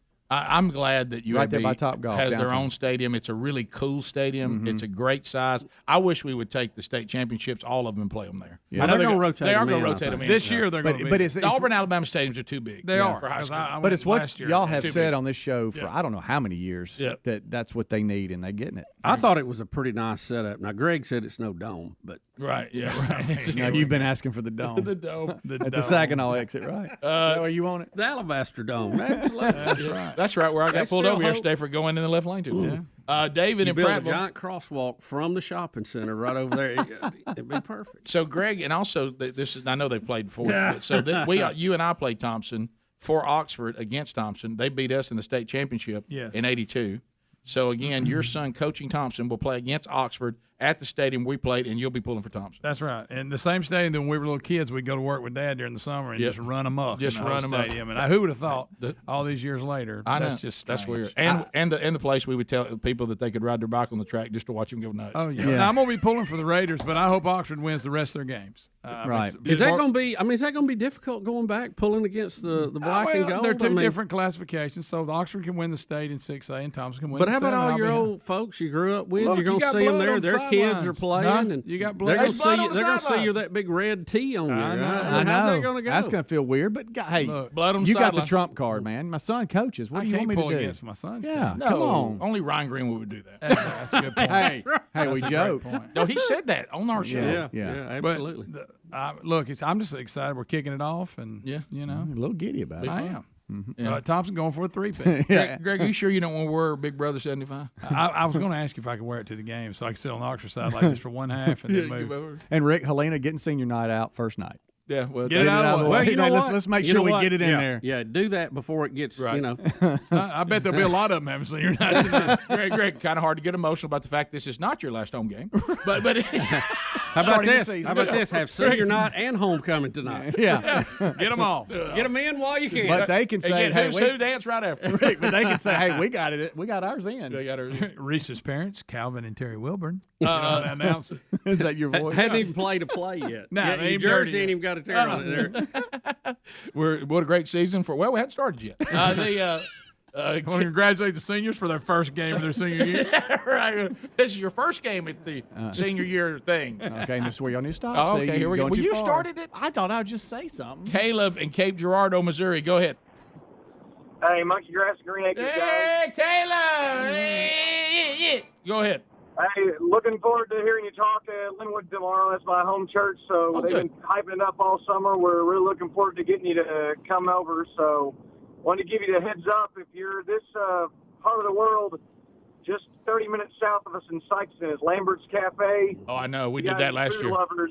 Okay, well, then you're on top of it. I mean, they literally throw the food to you. So I know. And, we have an outlet of that here in Gulf Shores. Yeah, you know, we did Foley, actually. For the last 2 Januaries, I think maybe the pandemic year it may have got canceled, but two Januaries we did a man church one day at First Baptist Church, Charleston, Missouri, and they took us to Lambert's both times. And in one of them, Bones had to be taken out in a wheelchair because he couldn't move. We ate so much.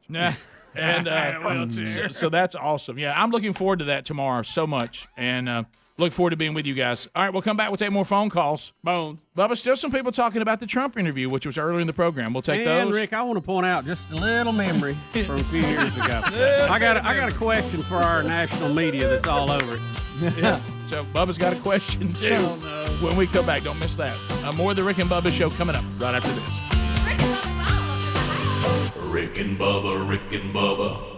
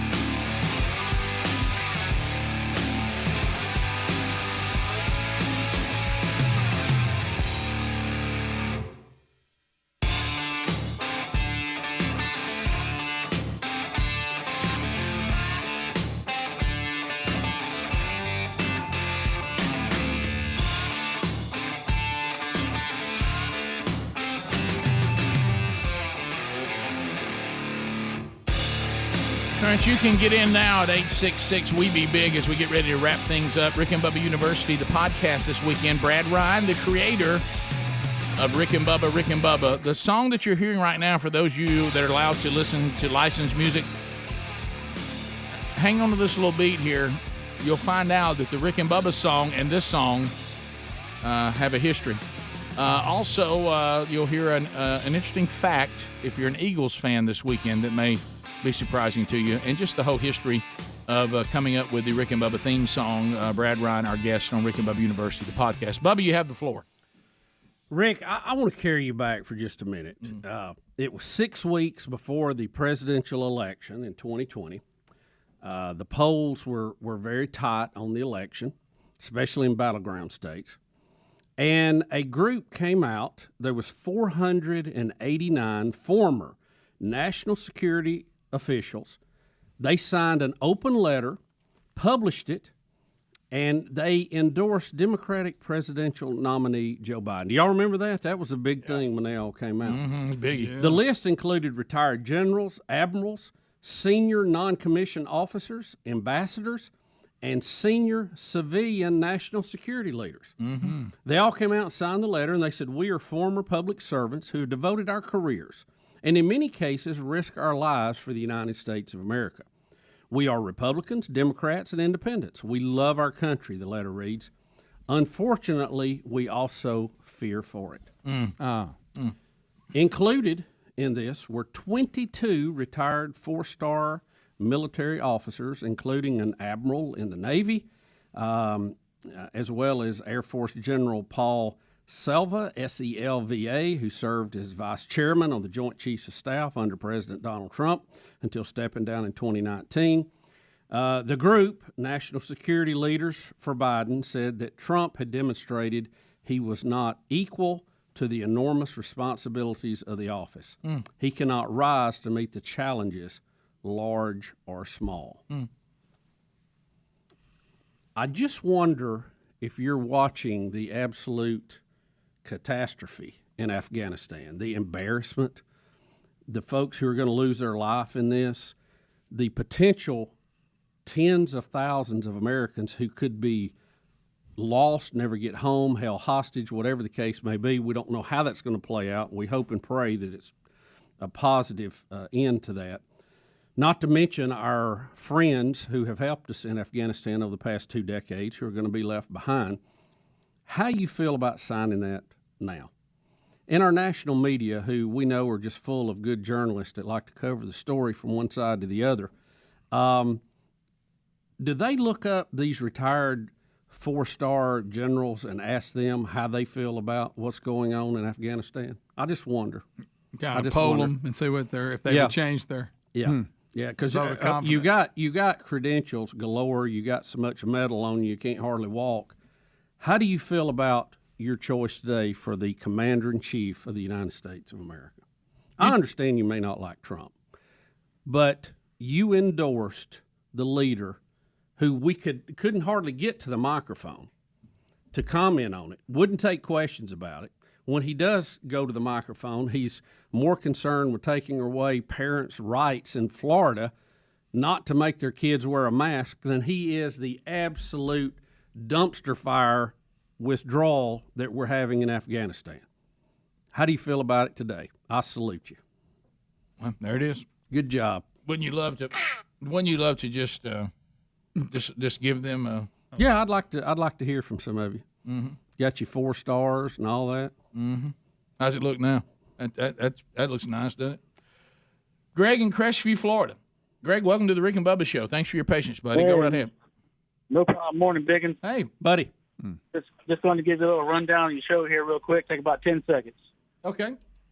All right, we've been tossing bobcats, throwing haymakers, getting taped down in airline seats, filming the bags of gas, cruising slow in the left lane, looking for Hunter Biden's class, while selling scrap wood on every street corner, while listening to my newest Rosetta Stone, the Joe Biden edition. Okay. All right. That's good. That was good. That was a mouthful. That was a recap. That was the whole really show. good. Speedy loved it. That's good. JR in Foley, Easy, Alabama. JR, go ahead. All right, guys, I got a 2-part question for you. All right. Turn. Yeah, too. If Trump is the Republican nominee, which I feel like he will be, who would you pick as his running mate? And the second part is, if you had to bet the house and car on it, who do you think Trump will pick as his running mate? And I'll hang up and look. Can I ask you, do you think who we think Trump should pick or who we think he'll pick? I was asking who you would pick as his running mate, and also who you think Trump will pick as his running mate. Okay, all right. Well, I would pick DeSantis, and I think that. But will Trump pick DeSantis, or does DeSantis want to be picked? Yeah, I don't know. I don't know what his DeSantis political aspirations are long term. He may get hook up with Trump. I know he would support Trump. I just don't know if he would hook up with him to be the VP, or he would wait and maybe start his own presidential campaign fresh. There's a lot of people out there. I think Rubio is going to, I think, be more and more popular as we go along with the demographics of the country changing. I think you have several females out there that could be picks. The former ambassador who was the governor of South Carolina that we had on, Nikki Haley. I think the governor of South Dakota could be a possibility. And then you just don't know. You never know with Trump who he might have his eye on. Don't leave out Roy Moore. or Sarah Palin. You never know, Rick. We had 90 seconds left in this week. In the week. I'm just saying you never know. You really never know. Not Karen, go ahead, or not Karen, go if ahead. If he can get this election that he thought he won settled, then he can do it. Right. Go ahead. Yeah, this is Karen, not Karen. Okay. There's been a bunch of Karens called in this morning. Yeah, there has. There really has. Karen. Go ahead. This is somebody who's been to Afghanistan, and for our current military leaders and executive branch leaders to stand up and say they didn't know it was. Wow. Not Karen, your phone. Sir, wait a minute. We want to hear what you said, but your phone's cutting out. Wow. So, yeah. Well, we're going to leave it at that, huh? It sounds like he was going to say anybody like him that has been involved in what's going on to act like they didn't know this would be the dumpster fire that it is. I think he was going to say, of course they knew it. Yeah. Every person I know who's been there came back to they are not capable of democracy. Just not going to happen. Thanks for being with us, Cape Girardeau. We'll see you, Lord willing, tomorrow. Rick and Bubba, Rick and Bubba.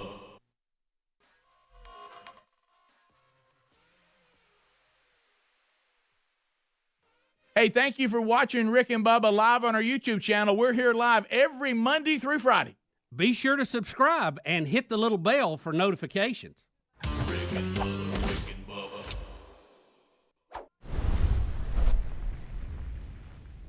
Without him, brother. Rick and Bubba, Rick and Bubba. Oh, there is no other. Rick and Bubba, Rick and Bubba. Waking on their blubber. Rick and Bubba, Rick and Bubba.